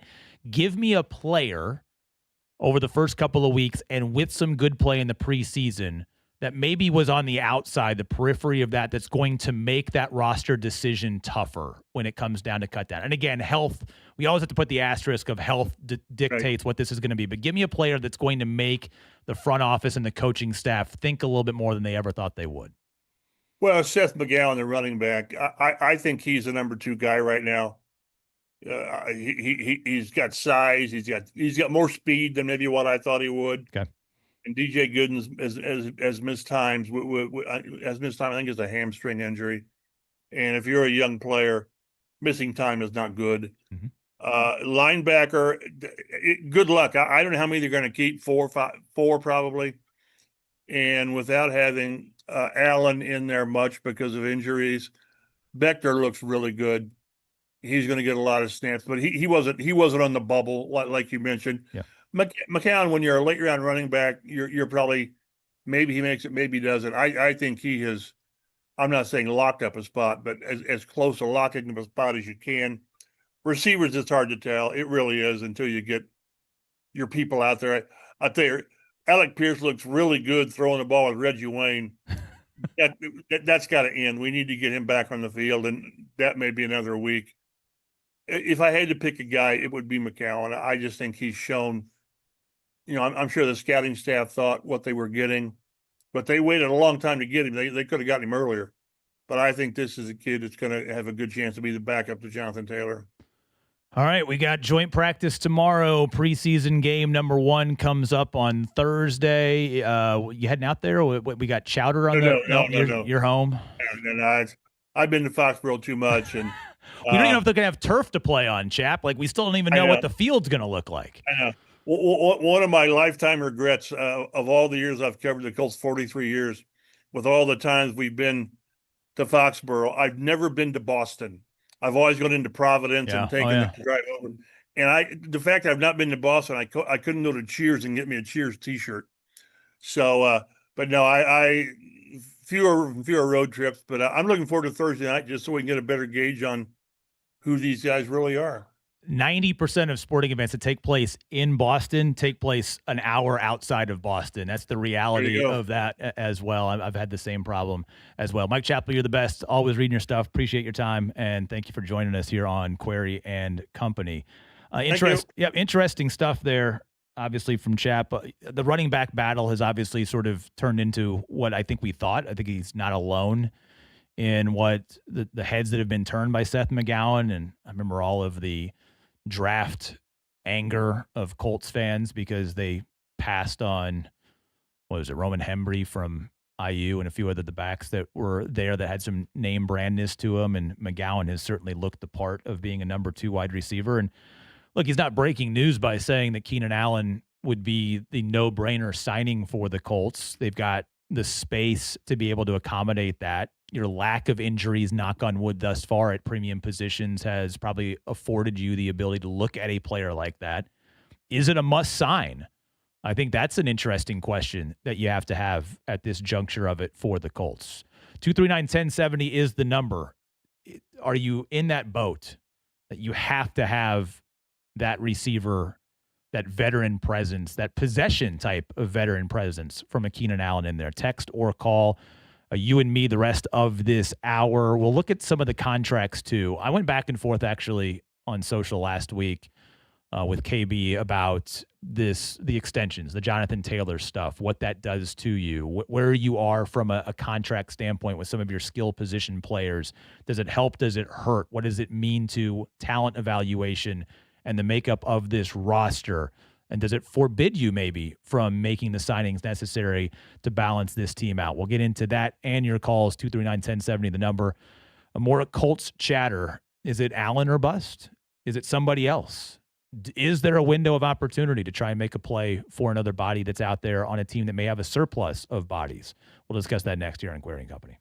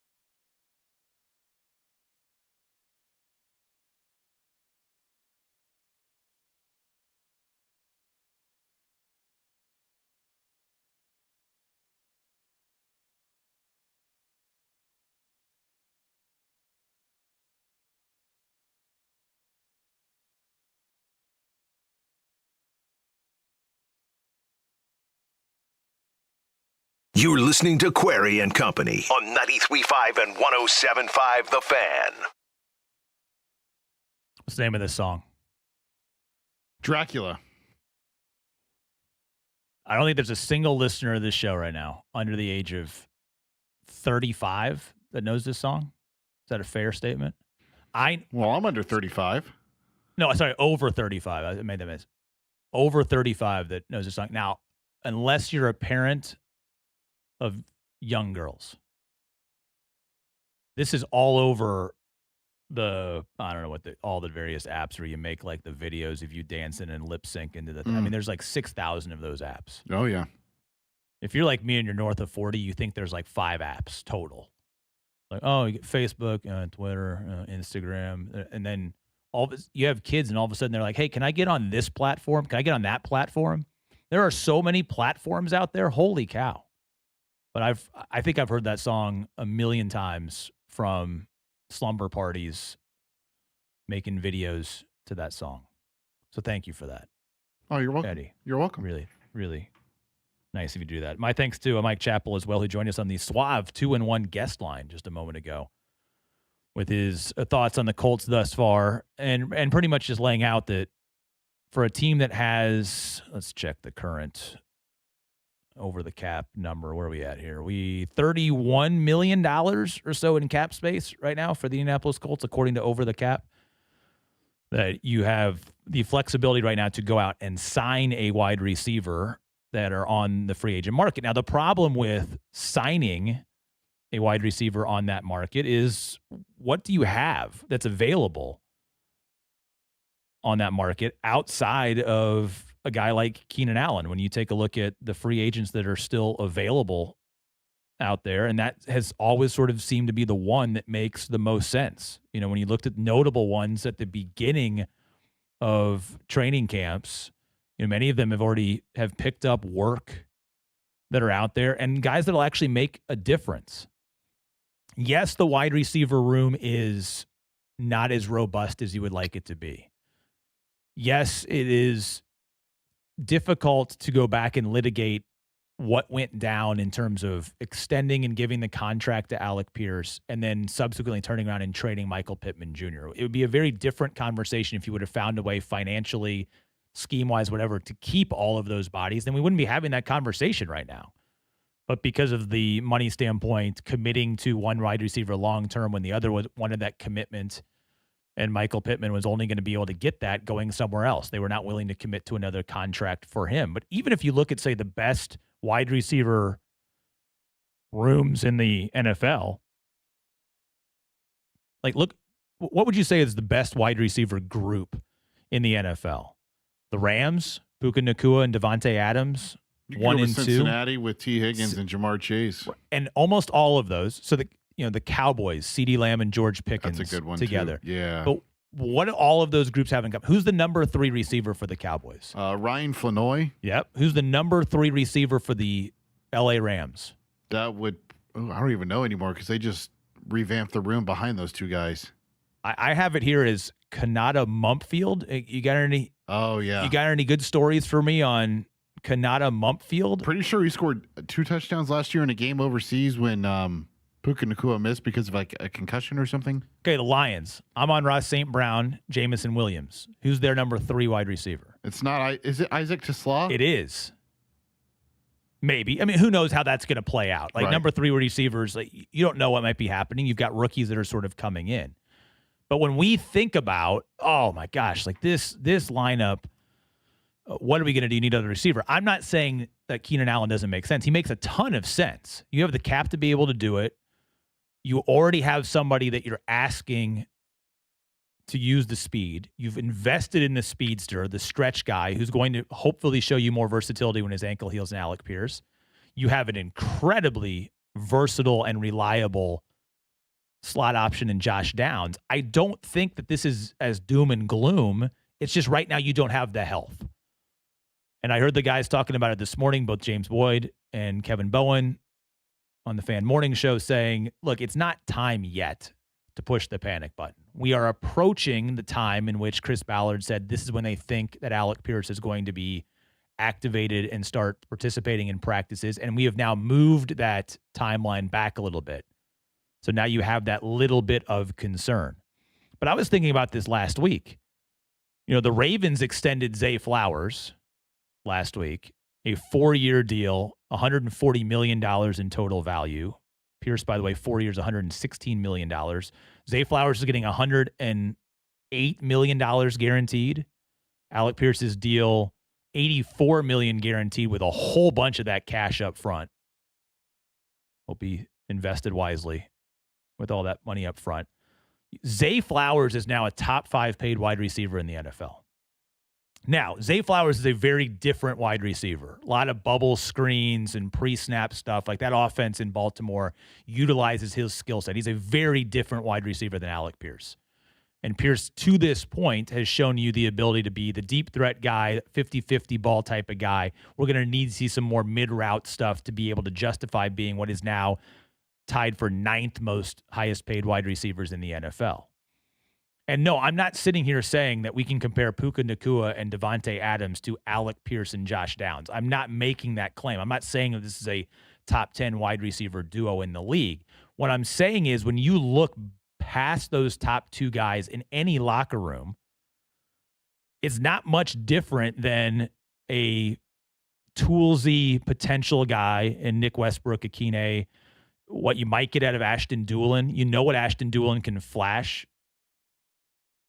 Again, no, I'm not saying that those guys are number 3s in the greatest room in the world, but if you get Alec Pierce healthy and you make that free agent signing, coupled with the fact that you have maybe a top 5, top 7 tight end from a receiving option in the NFL and Tyler Warren, it's not far-fetched to say that this goes from being a group of great concern or question to being an, okay, yeah, we can deal with this with a quarterback that we have seen re-energized with the change of scenery last year and throwing the ball with incredible accuracy and versatility in Daniel Jones.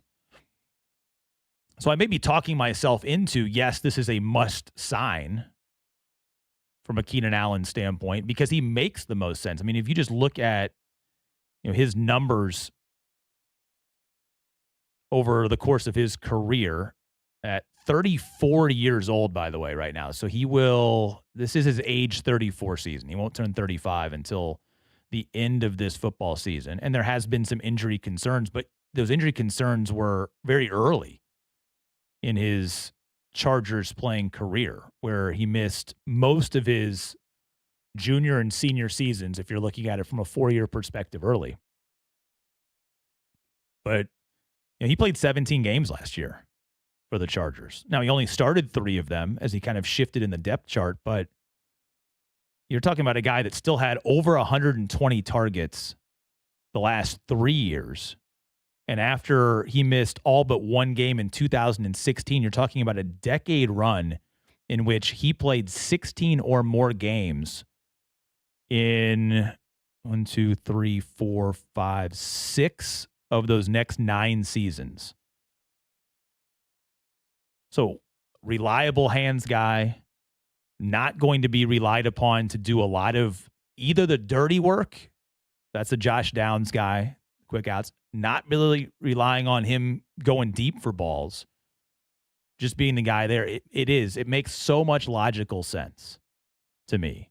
But I did ask Chap the question about, do you think this is a team that might be able to work something? Is there a number 3 somewhere out there on an NFL roster or a number 4 out there from a team that has wide receiver depth where you might see a swap for swap type of thing if you can't make the dollars and cents work for a Keenan Allen?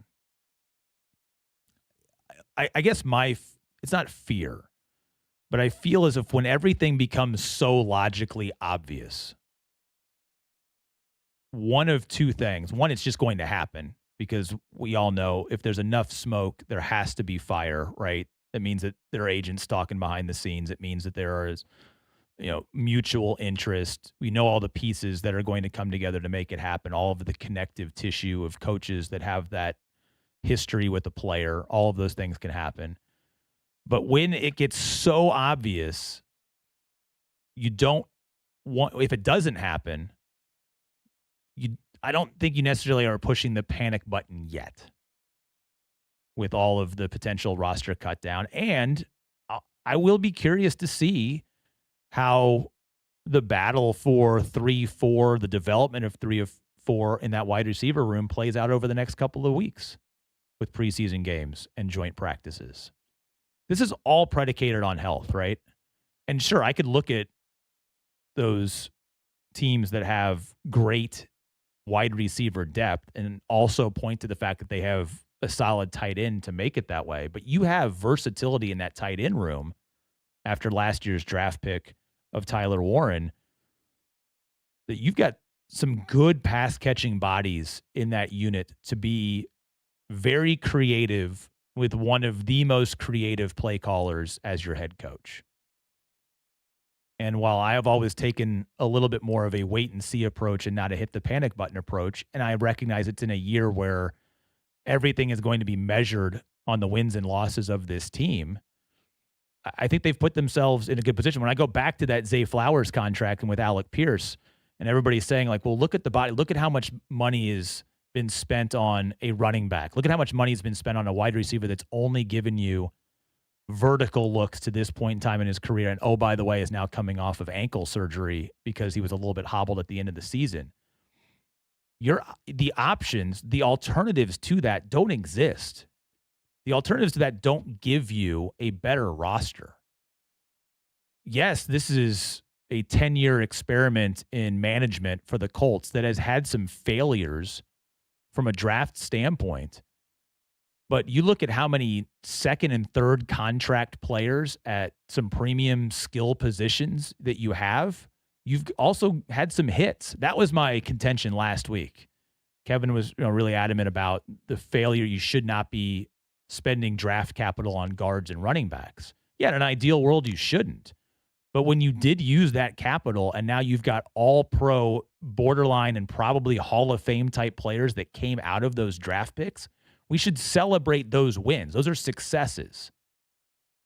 There has been high draft capital spent on quote unquote premium positions in either the first round, late first round, or especially the early second round on edge rushers, on cornerbacks, on quarterbacks. And those haven't gone well. That's the measurement. In an ideal world, you spread all of that out. If Anthony Richardson had been a hit, if Ben Banagoo or give me another second round D end that the Colts have swung and quote unquote missed on in the last couple of years had worked out, in addition to your Quentin Nelson and Jonathan Taylor picks working out, it's a whole different conversation about how this team is built. So I don't like to get into this is a waste. No, would you rather that everything didn't work out? Would we rather that Quentin Nelson just turned into a rank and file guard, or that Jonathan Taylor turned into a rank and file running back? Well, then that's the doomsday scenario. You've had some positions that have worked out, and the market dictated that you had to pay for the wide receiver that is now your wide receiver one, who has been your wide receiver, 2.5 for the last couple of years. He has to take that leap. But if you know that money was coming from anywhere else across the league, and it sounds like that money was coming even more, you've got a bit of a hometown discount when you look back on that free agency signing, slightly. Not hometown, but you know what I'm talking about. Drafted team town discount for Alec Pierce. You got to roll with that. You can't afford not to, because the alternative of that is nobody. You're then signing Keenan Allen off of the veteran scrap pile to be your number one or your number 1.5. That's not what's going to get things done this year. You're signing him to be your 2.5 in that depth chart. And if it happens, I think the narrative should shift a little bit. Yes, it's potential based, but this is a potential industry, especially when it comes to working your way around the cap. Show me a roster in the NFL where you have every single position that is stocked with proven commodities. You can't financially do it. It is impossible to do it. This isn't the Los Angeles Dodgers. There's a cap in the NFL. You can't just go out and buy every position and then worry about the consequences and pay some 9-figure tax bill. Can't do it.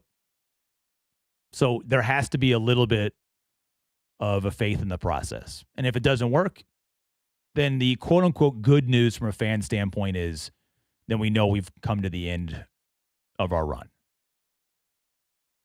And then who really knows what it looks like on the other side? Speaking of the other side, I'm done talking about football. I drove down Fall Creek today. You could smell the cholesterol as you went by the state fairgrounds. Oh, baby. Have you seen the menu? It is frightening. Pickles. We talk about that next.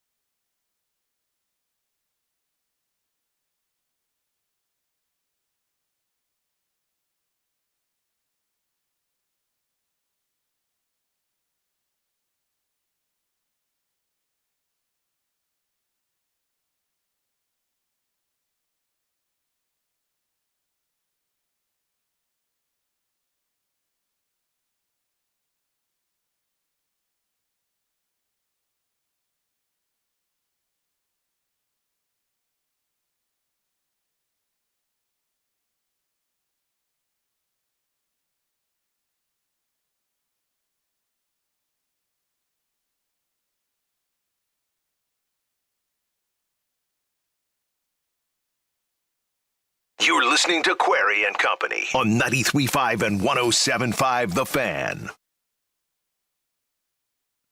Did my 11-year-old send you the rejoin list today? I cannot confirm or deny that one. Holy cow. I feel like I'm in a Disney Plus rabbit hole here this morning. It's still morning, right? We did hit it off when you brought her in a couple years ago. Yeah, she's a lot older now. She's got more opinions now than she did then. Oh, really? That's dangerous. Yeah. Well, I mean, she's a preteen, and that's what happens. Oh, boy. I actually have an analogy of being a middle schooler and what's going on in Feverland in the WNBA. That's coming up in the next hour. Is it a good analogy or is it a bad analogy? It's bad. Oh, so everything is bad. I need to play this now.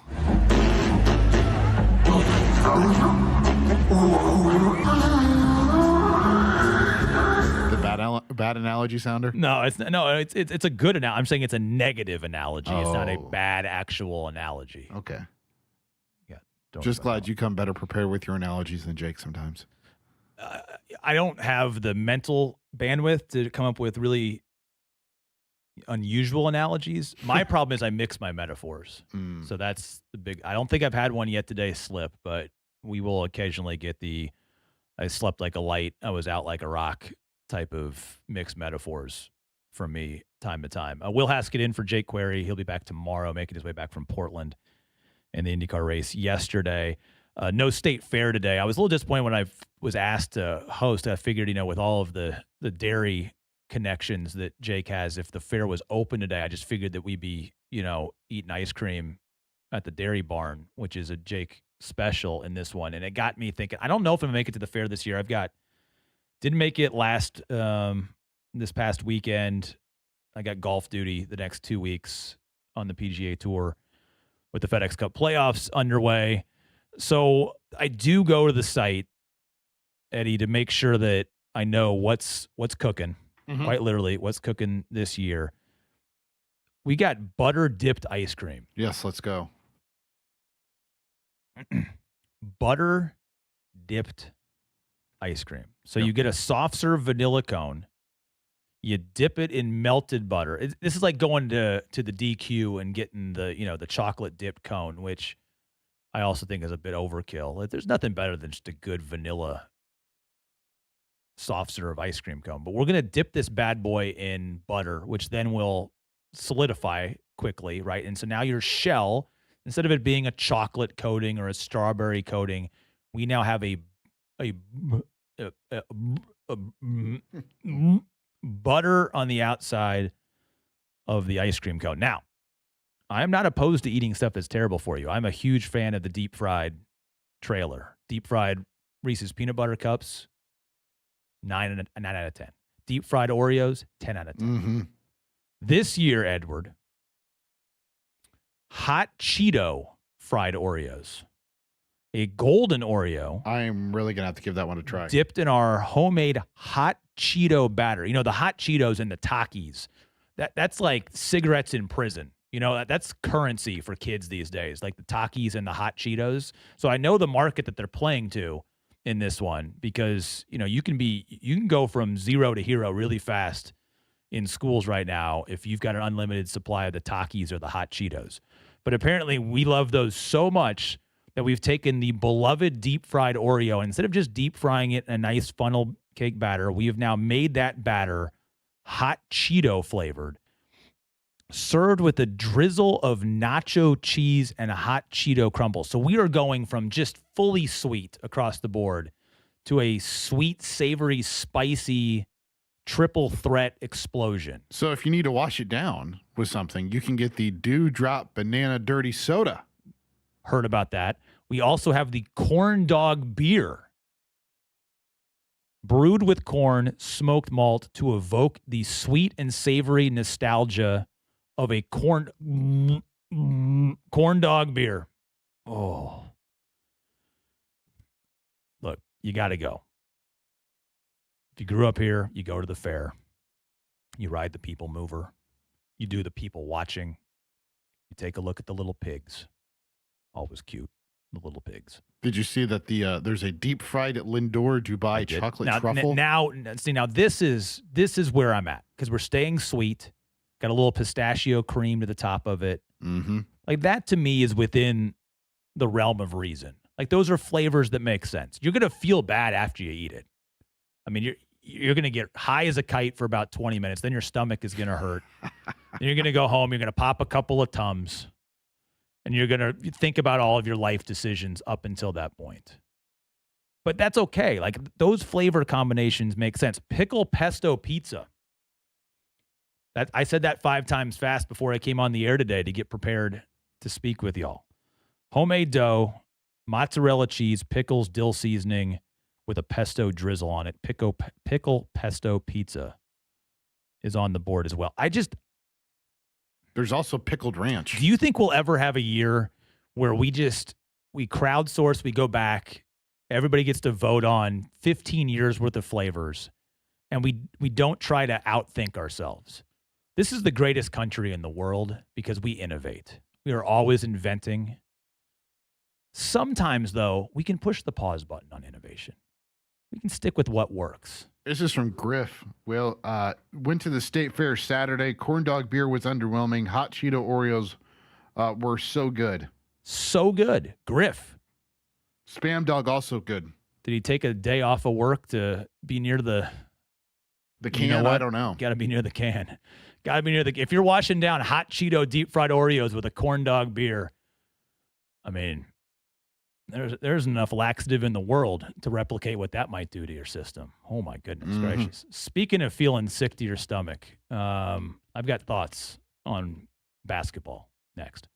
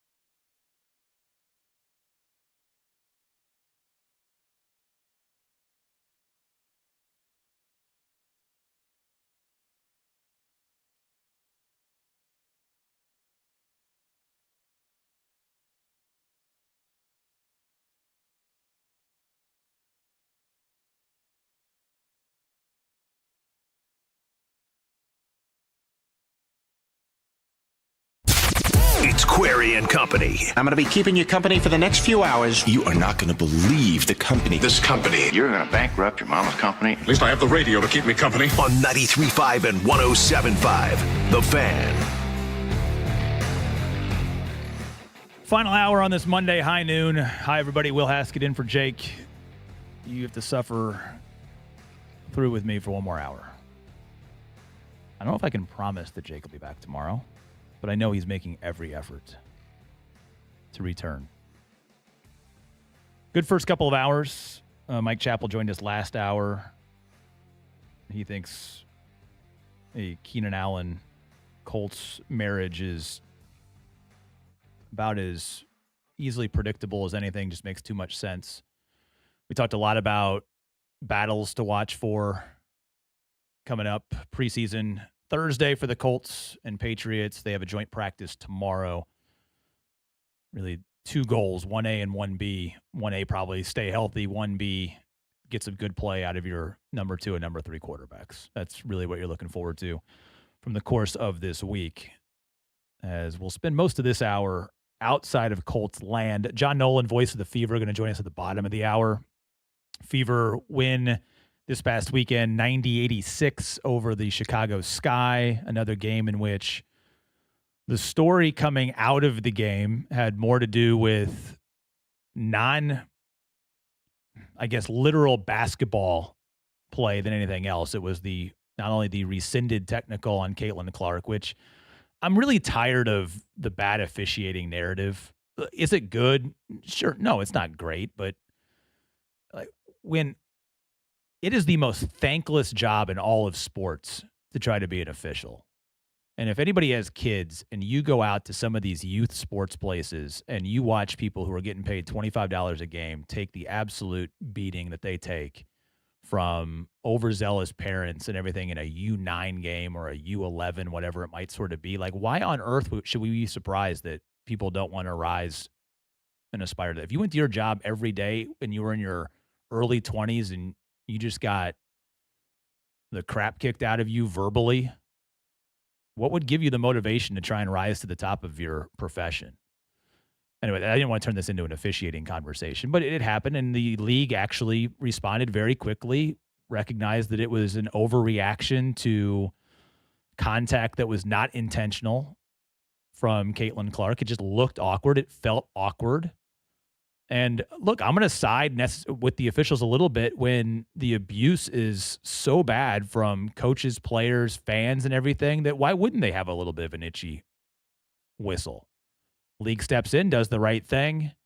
Could it have impacted the game? Sure. 2-point swing because of the technical. I understand in a 4-point game, it could have had real ramifications for a team that's in the midst of a logjam, second through 8th in the standings, or second through 7th in the WNBA standings. By the way, Fever versus the Liberty tomorrow, 7:30 tip, 7 o'clock is the pregame. But obviously the Sky game was as notorious for the ejection as anything else in that one, with just, I don't know, it's just gotten to a place where with Dejanay Carrington clotheslining Sophie Cunningham, I know there are a lot of people out there that want to hear or talk about Stephanie White's comments or lack of comments on the foul afterwards. She was, I thought, very diplomatic in a time where diplomacy in the sport, I think, is more needed than anything else, of being level-headed and saying it was a hard foul. She didn't think it was intentional. It's a subjective opinion. We don't really know. Obviously, Carrington goes on social media afterwards, pokes the bear, incites the war, if you will. That is the talking back and forth of all of the things that are hanging over this league that has taken it from the growth potential that it is and is now turned into it's no longer a sport that has drama. It is now a means to an end that has nothing to do with the outcome on the basketball court, to people that just want to make a point about whatever their point is away from it. And that's a huge problem. Huge problem for a league that has grown exponentially in the last couple of years. And many people will say it's directly tied to one player in Caitlin Clark. And there's a lot of empirical evidence to suggest that that is indeed the case. And yet, at the same point in time, she is one of dozens of highly talented players that have been showcasing incredible ability before, during, and will continue to afterwards. But this feels like a situation in the WNBA where the growth is too fast. And I'm not saying that it needs to slow. I'm saying that the reaction to all of the reaction is that of something where you just can't sustain it fast enough. If you are an inventor and you're popping out, which, I was having this conversation today with my son on the way to school. Timberland, the shoe brand? Oh, yeah. And apparently Timberlands are still really cool for the kids these days. And it's like the color. It's like the color of a good, whatever that is, like caramel Timberland shoe is really popular from a fashion standpoint. And I said, well, that was the case when I was growing up in the 90s. Like the hip hop artists, they all were wearing Timberlands. They were in the songs, in the pop culture, in the narrative. And we were having this conversation. I was like, could you imagine, like, here you are, you're a company and you're just trying to design really good boots for the working class folks out there, for people doing landscape, for construction. You're creating something for a completely different idea. And then all of a sudden, because 2 or 3 people who are at the top of pop culture start wearing them and talking about them, and you have this entire new audience that comes racing into your product.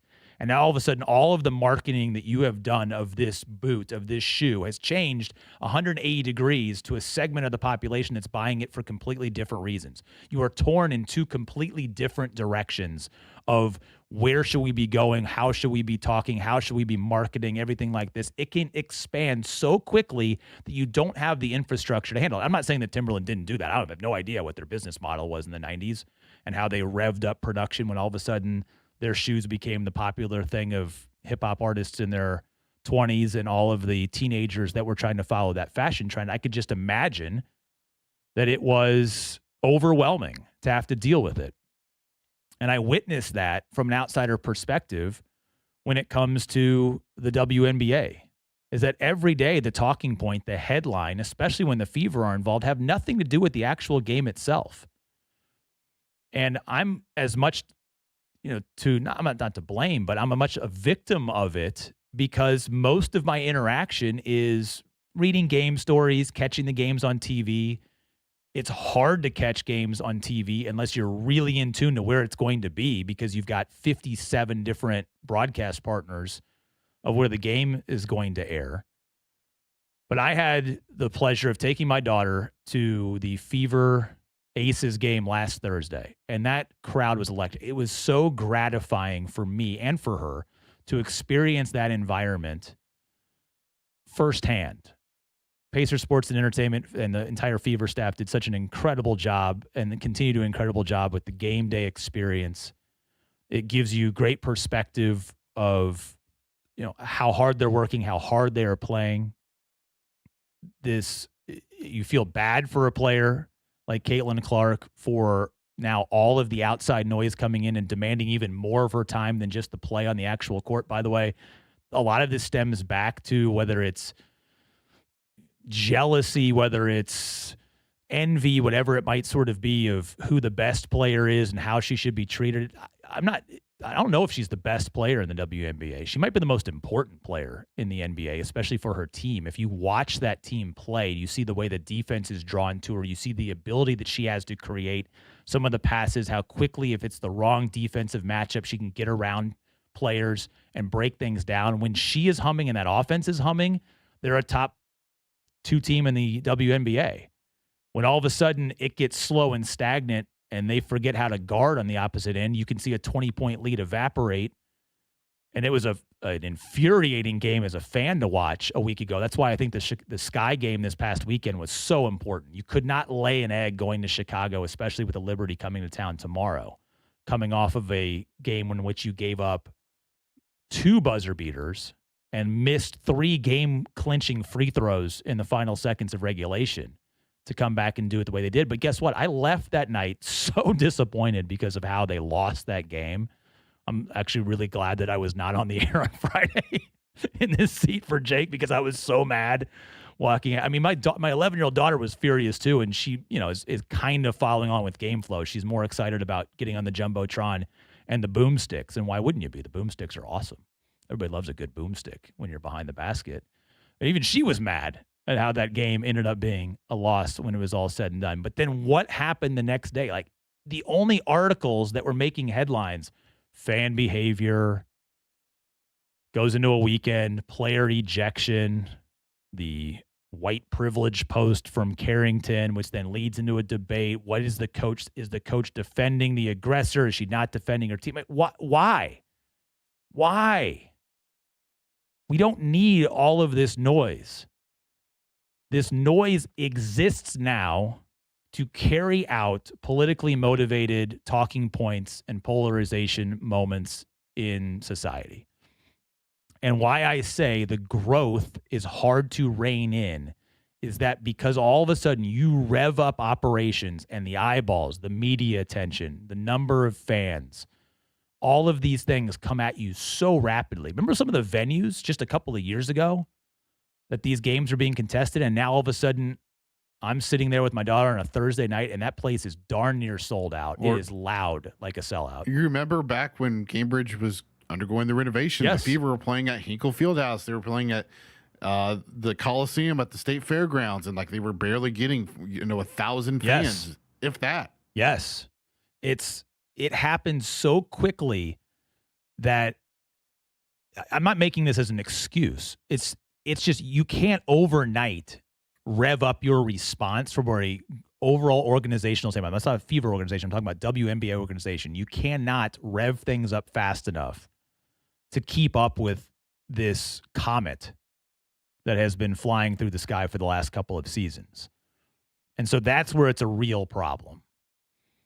It is a leadership problem from the top down. And that's not just a commissioner gripe from my end. That is a player organization leadership sort of problem.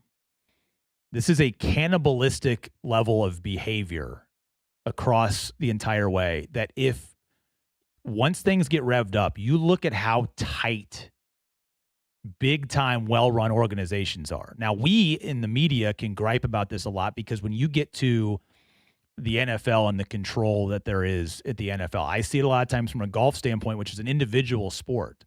So while you have members of tours in professional golf, for the most part, you have private contractors, and the most successful players are the heads of their own organizations. And so they have this bubble of insulation that surrounds them, that protects them from, too much media exposure, that's really managing their brand and everything that is out there. But just a couple of years ago, the easiest way to make money as a women's professional basketball player was to grow your brand. The more followers that you had, the more, not necessarily controversial things were, but the more that you were able to be noticed, the easier it was for you to make a living. And so because of that, you have an uncontained sort of animal that is growing rapidly in its still infant stages of turning into monster's not the right word. I mean, this is not monsters. It's of being a beast, of being a successful beast. And there has to be hard conversations, and it has to start with all the players. From a union standpoint, I have to get together. Like, it is doing the league no favors right now to have the pointing of fingers, the escalating of things, whether intentional or not, to have all of this come to a head. That's just my take and outlook on it.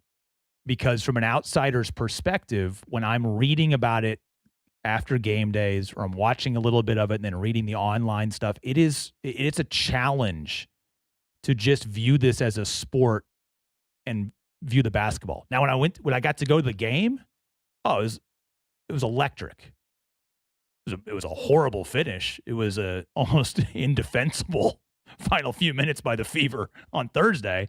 But we're not even talking about that anymore. We didn't even talk about it that much on Friday because of everything that was coming out of that game. And then what's coming up? Good win, good bounce back win. Go on the road, win a tight one down the stretch.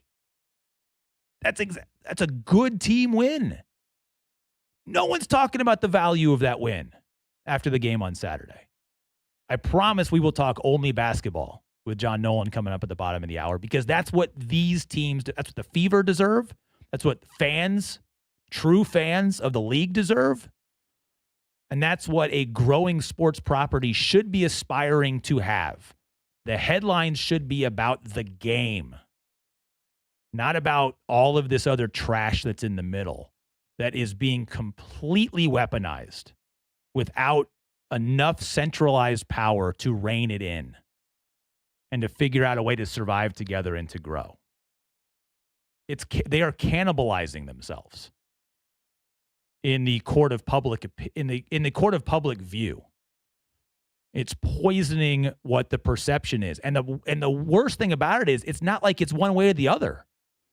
Whatever stupid polarizing side of the spectrum some people are on, both sides are angry about a sports organization. It's unbelievable from an outsider perspective to watch it. And it's more infuriating when you get an opportunity to go and experience the actual game environment. And it was so great until it went so bad. Until it went so bad last Thursday. But anyway, I digress. We will talk about the actual players coming up at the bottom of the hour. But that was something, ever since I left the arena on Thursday, I was like, oh, I'm talking Fever on Monday. No doubt about it. And then more stuff happened. I mean, think about that. More stuff has taken place in the sand of the hourglass soap opera that is WNBA ever since. Other stuff that is weird in the world of modern sport. We might get somewhere this week, for any of us that are super fans of college athletics, we could end up getting close, if not all the way to the finish line of the Protect College Sports Act, as that gets a little bit closer in the U.S. Senate. I mean, again, you want to talk about politics, like we are completely politicking college sports and what it might look like. One thing that was interesting to me about it, though, is that there is a provision in there. We always talk about eligibility. It has been a weird couple of weeks with all the lawsuits. And if you're an Indiana football fan, which I grew up as and cried along with you in that national championship run in January, and there is still, and I know that IU fan will be slamming their radios right now or hitting their computer right now. I don't care how much fun the run was last year, and I am hyped about seeing what they can do a year after a national championship.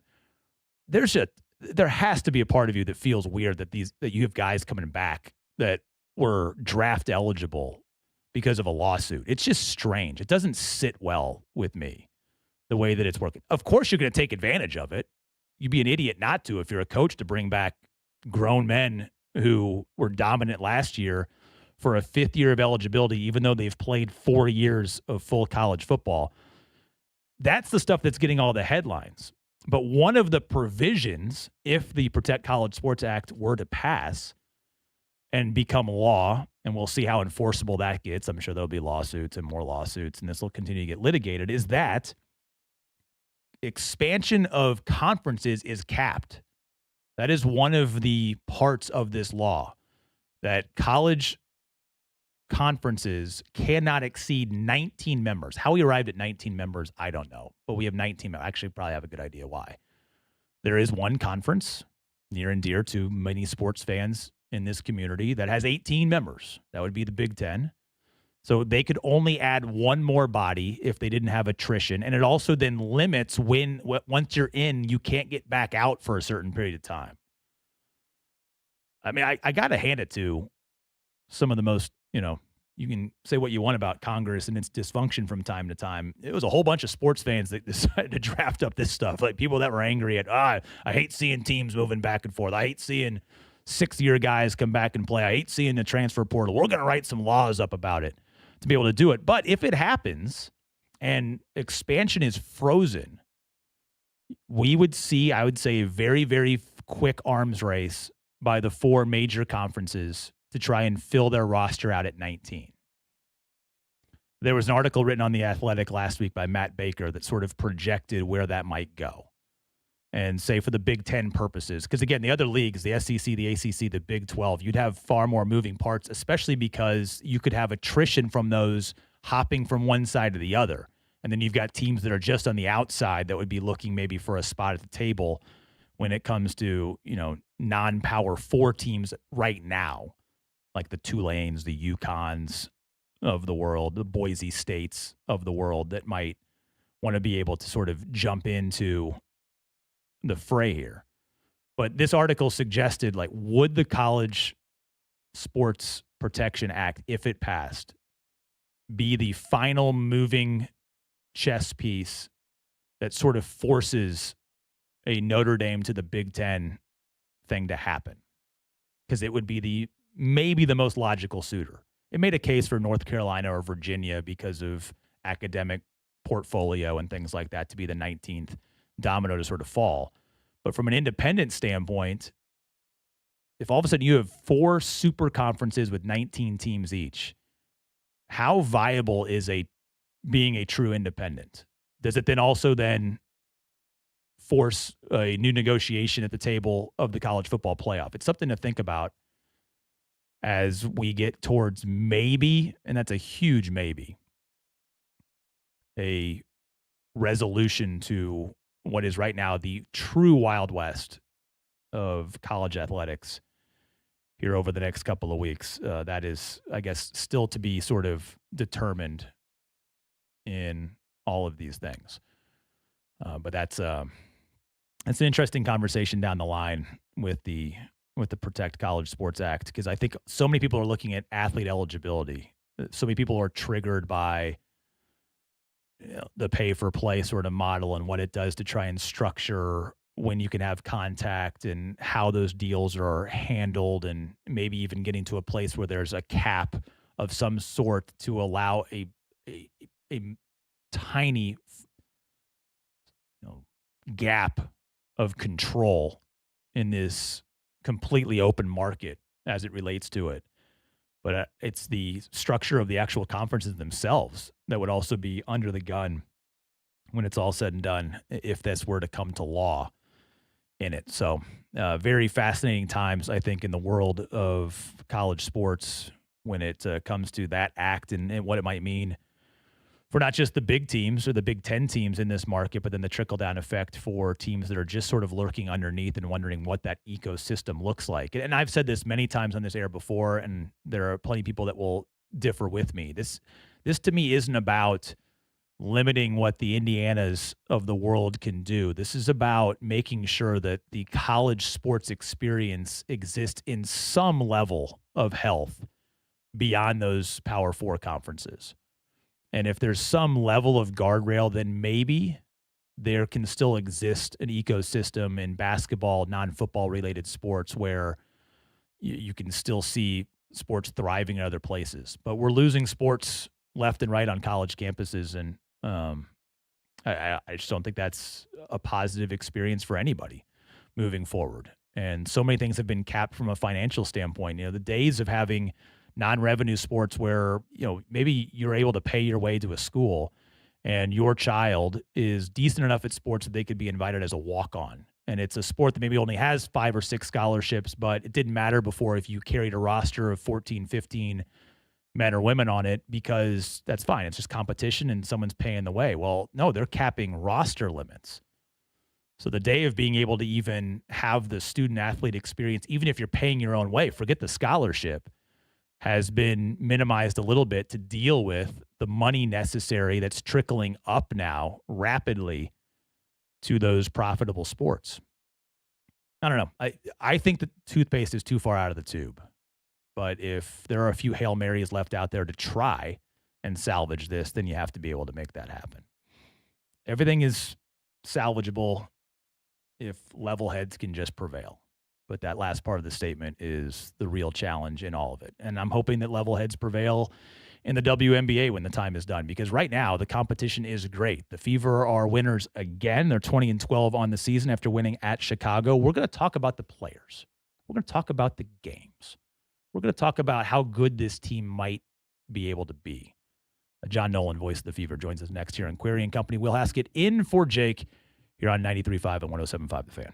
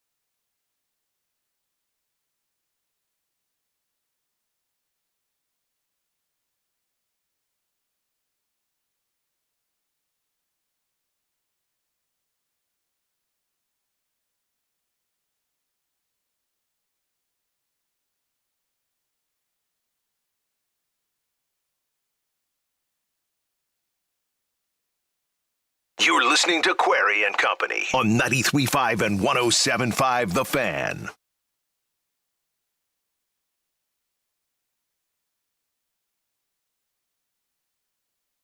All right, I know I gave you some crap about just playing a re-entry playlist today that was curated by my 11-year-old daughter. This song slaps, though. I'll say it. I'm man enough at 45 years old. This song's great. It's a great song. It's a quality pop song. What was it? I was in the car the other day with the whole family. John Nolan's going to join us in a second, but now I'm talking music. So John's going to hang out there for just a couple. There was a song that came on, and I said, this is the perfect song. And everybody looked at me and was like, how can you define what? Oh, it was Superstition by Stevie Wonder. It's a perfect song. It's got everything you need in a song. It's got a hook, great instrumentals, solid melody. Puts a little pep in your step. I think universally accepted. Like, who doesn't love that song? It's a great song. It's not polarizing. You know what's also not polarizing? Good basketball. We just love good basketball. Voice of the Fever, John Nolan joins us now. Fever and Liberty tomorrow, coming off a 90-86 win over the Chicago Sky this past weekend. John, how important was that when I was in person on Thursday at that game, and it took me 24 hours to get over that loss. I'm not kidding, dude. It was hard to get away from that game on Thursday. How important was getting out of Chicago with a W this weekend? Yeah, it was vitally important, and thanks for having me on. And a quick segue back though to the music here for a second, because I appreciate that sometimes when Stephanie White joins the program, I know Eddie coordinates with her to try to get her to like select her entrance song, so to speak. And you mentioned you were at the game the other night. I think something that's actually gone very unnoticed here and everywhere that the entertainment crew does at Gainbridge Fieldhouse is that anytime a Fever player scores, a song is played for them. So actually Pink Pony Club was a song that Sophie selected for last year. She changed it up to a Morgan Wallen song for this year. But like, it's not a coincidence that the Taylor Swift 22 plays every time that Caitlin scores. Kelsey Mitchell uses a 50 Cent song, Many Men, when she scores. I think it's really cool because I've never seen another basketball arena do this, and it reminds me of one of the favorite fan parts, I think, going to a baseball or a softball game is the walk-up music. So I've been meaning to talk about this for a while, and I just thought of it here as you were playing Pink Pony Club, because I thought Eddie was actually probably teasing me, because I'm sure at some point he's heard me say when that's played at an arena, like, oh yeah, this song slaps, just as you said. It's a quality pop song. John, what is your walk-up song? But John? yeah, so come on, what's your walk-up song? Well, I was gonna say the song that I thought of with Saturday's win at Chicago would be Taylor Swift "Shake It Off," because they had the two game skid at Minnesota last weekend, and then the heartbreaker against Vegas last week. So they really needed to shake it off, and it kind of was a little bit of a classic Fever game, you know. Non-basketball, I guess the flagrant 2 foul, but really the more so the social media post by Dejanay Carrington becomes like a non-basketball game headline that most people are talking about. But in terms of on the court, team builds a pretty comfortable lead. All of a sudden it gets dicey down the stretch. In the end, I thought a really cool moment though was how, in sort of the beauty of sport, that game against Vegas, Caitlin had the chance to make it a 2-possession game, missed both free throws, which, you know, basically never happens for her.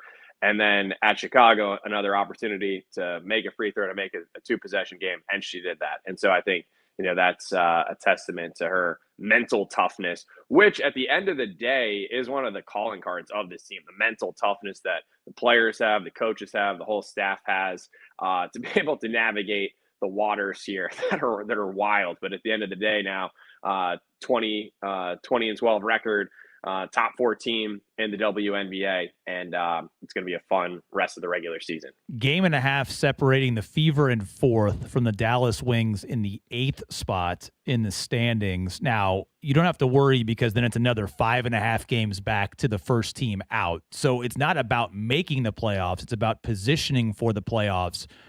What is this team? Again, you want to be as high, you want to win, right? You want to win and rise as much as possible. But it feels as if it's also like, and in improving in a way that's going to make you really strong in those playoffs. So positioning aside, yes, you want to win the games, but John, what kind of basketball do they want to be playing as we enter these final 12 games of the regular season?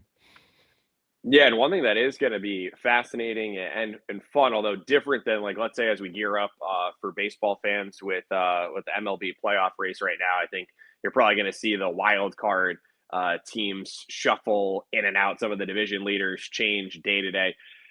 I feel pretty confident. I think most people would feel pretty confident in saying that the 8 teams for the WNBA playoffs are pretty much set. But then to what you said, there is going to be a massive swing from someone finishing potentially as high as, because I'm going to give Minnesota the benefit of the doubt that they're going to probably maintain the top spot. But, and Golden State and Vegas have a little bit of a cushion 2 and 3. But that's definitely 4 through 8, and it wouldn't shock me if somebody can catch up to 2 or 3 as well. But 4 through 8, it's going to be changing on pretty much a day-to-day basis. And going back to Fever training camp in April, I remember day one, they talked about the importance of securing home court advantage in the playoffs, at least for round 1. So you need to finish top 4. So what kind of basketball do they need to be playing? Well, that game against the Aces, it's unfortunate they lost because it was actually one of their better defensive performances of the season. I think, anyone who's kind of half paid attention to the Fever this year probably have a sense that they're on track to set a WNBA record for scoring, averaging 95, 96 points per game. The question is, can the defense be solid enough? And now this is consecutive games. Because against Chicago overall gave up 86 points. I mean, basically, if they give up less than 90 points, they almost never lose. Yep. So the question is, can they be steady enough there? And so now it's 2 games in a row, and tomorrow night at home against New York will be an opportunity to continue that trend. Last time the Liberty were in the building, that was a month ago. Fever won by 20. Liberty come in tomorrow, winners of 4 straight. Key to that matchup with the way that this team is playing right now is what? Yeah, and actually one thing that ties into with the defense, really, it actually stems with the offense in terms of the turnovers. So, and one thing I've noticed lately, there have been games where the Fever will actually have a low turnover number, let's say into late in the second quarter, then all of a sudden they'll literally turn it over 3 times in a row, and that's leading to fast break, easy points for the opponent. I mean, that was definitely the case in that game against Vegas last week, and a little bit of a repeat to a lesser extent against Chicago as well.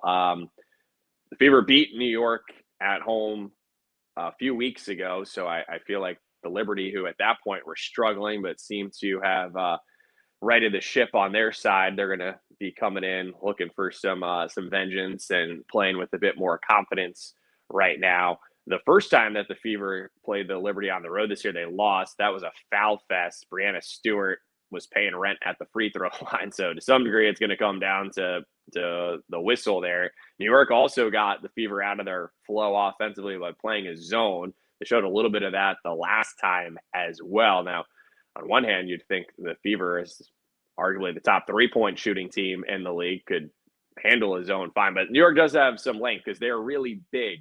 So not only is Brianna Stewart a very versatile player around 6'4", but they have a player from China, Han Shu, who's 6'11", and believe it or not, actually has some guard skills.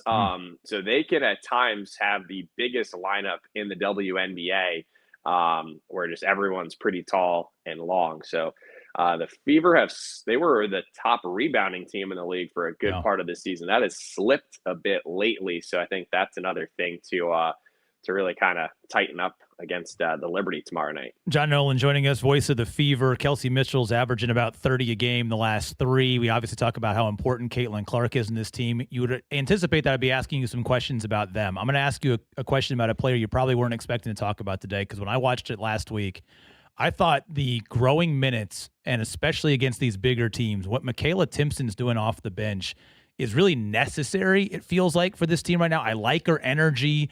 I like everything that's coming from there. I know it's not perfect. Her minutes aren't perfect on the court, but Stephanie White's asking for 25, 30 minutes a night now out of Timpson to be able to sort of spell Mo Billings and be that sort of almost third big in the rotation. How important is she when it comes to these bigger lineups to be able to provide that spark for that second unit so you don't have that defensive lapse. Yeah, no, well, KK definitely does bring a lot of value because she is pretty unique for this team. Well, she's height-wise more of like a power forward Yeah. around 6'3" or so. The athleticism, the jumping ability that she has, which, was most famously on display this season when she pinned that block off the backboard against Phoenix last month, which still haven't heard anyone else say they've ever seen a shot pinned off the backboard in a WNBA or women's basketball game before. And, she did, not in a game, but when she was in college at Florida State, did dunk. And I mean, even after the game on Saturday at Chicago, Caitlin was teasing her in the press conference for her not dunking when she got a great pass from Kelsey Mitchell near the rim. But yeah, for anyone who missed it, actually, it was the first time this season on Saturday at Chicago that the coaching staff decided to start KK and had Mo Billings come off the bench. And KK thrived because 2 games ago against Vegas, it was a career high 10 rebounds. So it was really just a case of her earning extra minutes and getting it in the sense of being in the starting lineup. And then also the coaching staff identifying, and at this point, there's enough of a sample size, enough data for the analytics crew to decipher that Billings is actually better served as being a 5 rather than a 4 in the lineup. So I think for the going forward, Monique will come off the bench, and she'll really be probably the first replacing Aaliyah Boston when she needs a breather. And credit to Monique Billings, by the way, too, as a veteran in the league, an accomplished player, very mature person, and has a very good head on her shoulders. So, sometimes, like, look, we saw last year, apparently DeWanna Bonner didn't like the fact that she was taken out of the starting lineup and pretty much, backed up and wouldn't play anymore. Credit to Monique Billings, who came in and still was helpful and added value in her minutes off the bench. Says a lot about her character and just the whole cohesion of the team, where I think one of the strengths of this Fever team, you have the big 3, but then outside of the big 3, everyone understands their role. And like we've all been on teams, probably going back to someone playing, for your school team or whatever growing up, where there's that kid on the team who's not a superstar, but they get the ball, they're going to throw it up because they think that they need to get theirs or whatever. One of the strengths of this team is that the role players know that they're role players and know what they're being asked to do. And so for KK, going back to her, she knows that it's about playing great defense, crashing the glass. She even actually dished out a few assists the other day as well at a career high there. So her athleticism and probably the box score doesn't even reflect what she's able to do defensively, because not just blocking shots, but just containing. I mean, we've seen her this year literally guard 1 through 5. She has gotten down in a stance on the perimeter and has the athleticism to be able to contain point guards, and then at the same time can size up with anyone. So credit to KK Timpson for the hard work that she has put in since she was drafted last year in the 2nd round, and then credit the front office for identifying her as kind of a sleeper pick in that spot, and then the coaching staff for all the hours that they've put in with her. It's a great player development success story, and now it'll be exciting to see how KK can continue to grow, because she still definitely has more of a ceiling. We're starting to see her play with more confidence offensively and score a bit. She had a career-high 15 points a handful of games ago. So, that's a way in which the Fever have still not necessarily reached their team ceiling this season. John, look at us. We did 13 minutes on basketball and didn't have to mention anything off the court or surrounding things. We didn't turn this into an MSNBC Fox News debate or anything like that. Good for us today. Pre-game tomorrow at 7, tip-off 7:30, Fever and Liberty. First of 3 in a row against playoff teams for the Fever coming up tomorrow. John, I know it's going to be a good call. Tell Bria hello and enjoy the call. Enjoy the basketball this week.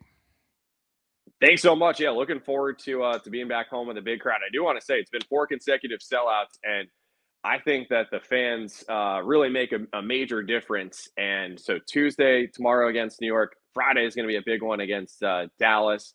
And as summer's wrapping up, I know people are busy, but hope everyone can continue to fill up the field house. It's, as we were talking about with how close the standings are, every game here is going to be carrying a good amount of weight and hoping to have then the home court advantage in the playoffs. But thank you for the conversation. It's kind of ironic here in 2026. It feels like the overexposure of media and social media, like what lane is left to be open. But actually, we have found kind of an open lane in terms of talking about basketball, because it's really good basketball in the WNBA, and so we don't necessarily need to wade into the stuff that's just mostly nonsense. So thanks so much, Will. Appreciate it, and look to see you soon. That's John Nolan, voice of the Fever. Again, Fever and Liberty tomorrow, 7:30 is the first tip. Yeah, the basketball is good. And listen, I'll say this, and I'm sure folks on West 56th Street won't like. I think the NFL product's better on TV than in person. I think there are several sporting events that are better at not having to deal with the crowd. Going to the Fever game last week was awesome. It was awesome. Not just the environment. It was great for kids. I thought for the most part was positive. I know it was mired by a couple of idiots courtside that said something maybe that was a little bit out of line, and they got to go, and you got to go. I mean, come on, be smart, be better than that. But at the same point in time, like, significantly greater appreciation for the on-court product being there in the flesh and watching it. And I don't know if that's necessarily the same thing for a lot of sports. I think some, in person, you can have a lot of, fun with the ancillary stuff. But from the actual on-court product, I enjoyed watching it with my own eyes. It was the first time in a couple of years I'd been to a game. I mean, it's shame on me, 100% shame on me. But it's, easy to catch them on the TV. I mean, Caitlin Clark's made it very easy to be able to watch Fever basketball whenever you want to watch Fever basketball. And to see it in person, like John was saying, if you can get tickets, go down. It's a great. The entire organization is putting on a heck of a show, and the basketball is really stinking good for stretches. And if this team can figure out how to put together 40 minutes of good defense, it doesn't have to be great defense, good defense. The scoring is going to come. And again, seeing Caitlin operate in person is a completely different animal. I've forgotten. It'd been a little while since I was able to remind myself of that. It's completely worth your time. So my thanks to John on that one. Man, show is flying by. One more segment. What to talk about? You know what? I'm going to compare Banana Ball to IndyCar to wrap up Query and Company next.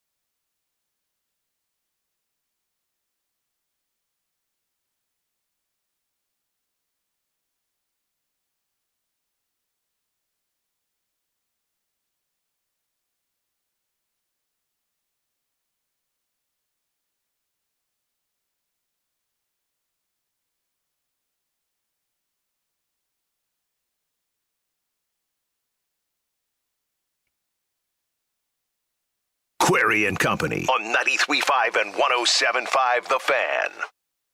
My man with the perfect song.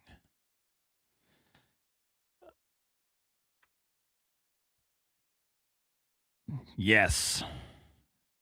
The perfect song. My thanks to Eddie Garrison.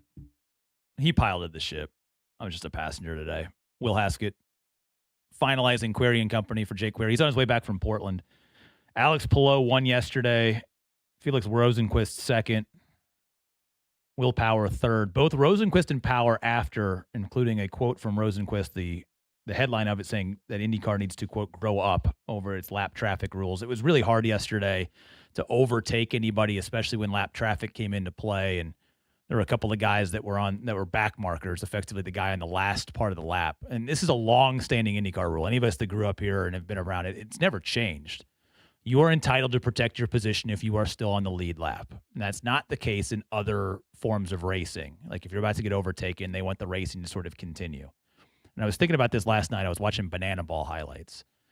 And I was thinking about the evolution of certain sports. And I love open wheel racing. It's in our blood, right? It's in our Central Indiana blood.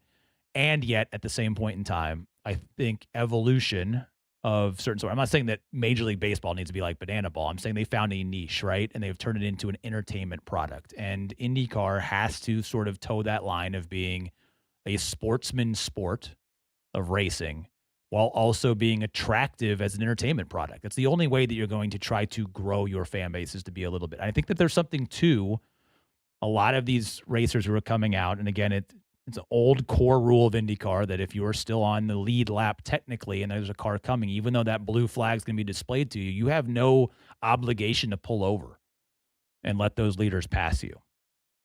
And look, this is not my lane, pardon the pun. I can let Jake talk about it if that's a thing tomorrow. Trackside, of course, coming up on Wednesday night to talk about it.